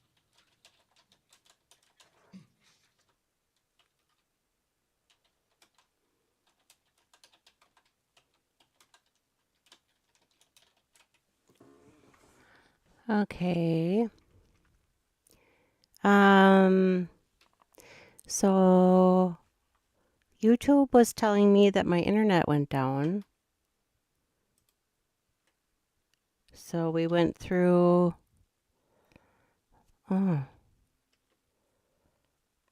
But Rumble seems to have, like it's continuing to go through to Rumble.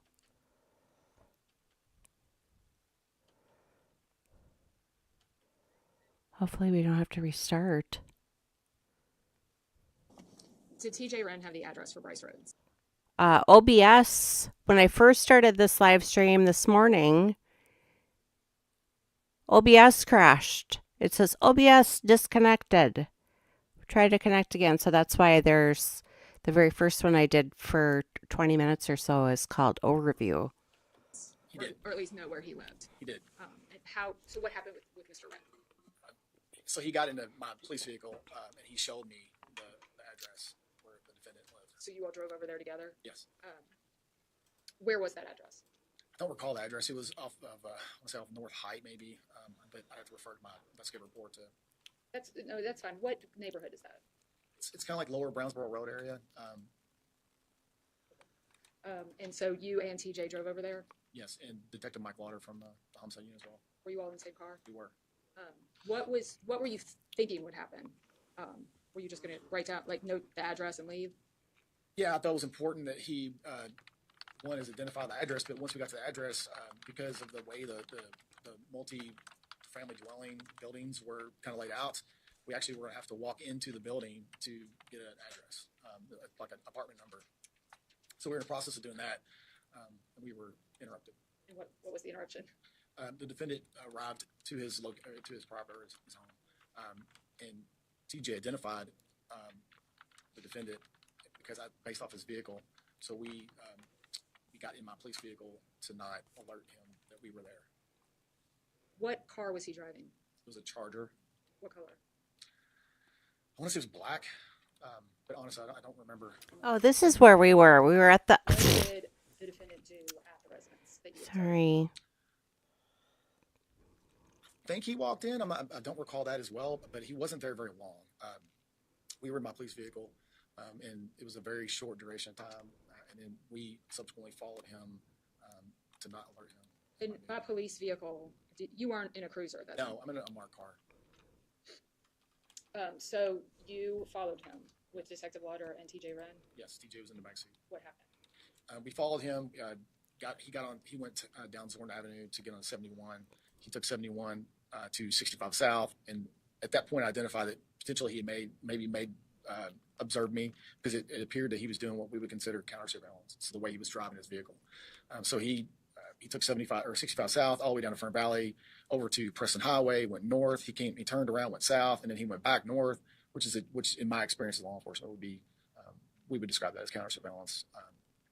So it may just be that he's paranoid. I don't know, but I was concerned because I had a civilian in my vehicle that he thought that we were the police. Judge, I'm going to object. This is all speculation at this point. Just stick, That's fine. just stick to, without speculating, what happened next? I had to drop TJ off at a tire shop.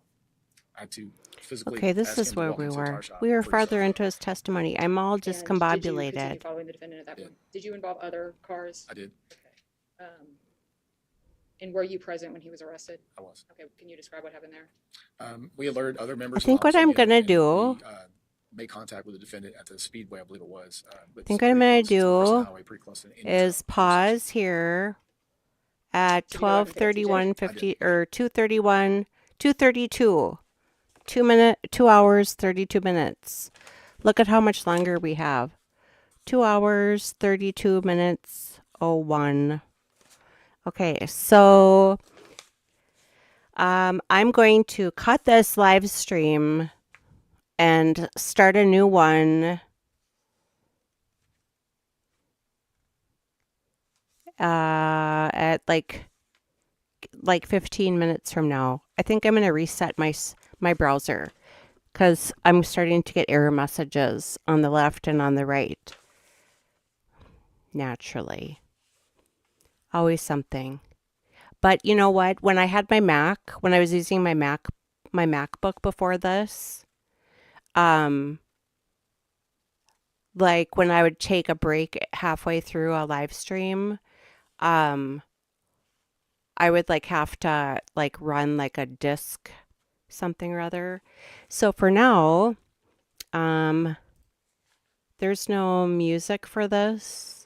But for now, I'm going to cut this off because I'm just getting error messages all over the place. And we will resume in,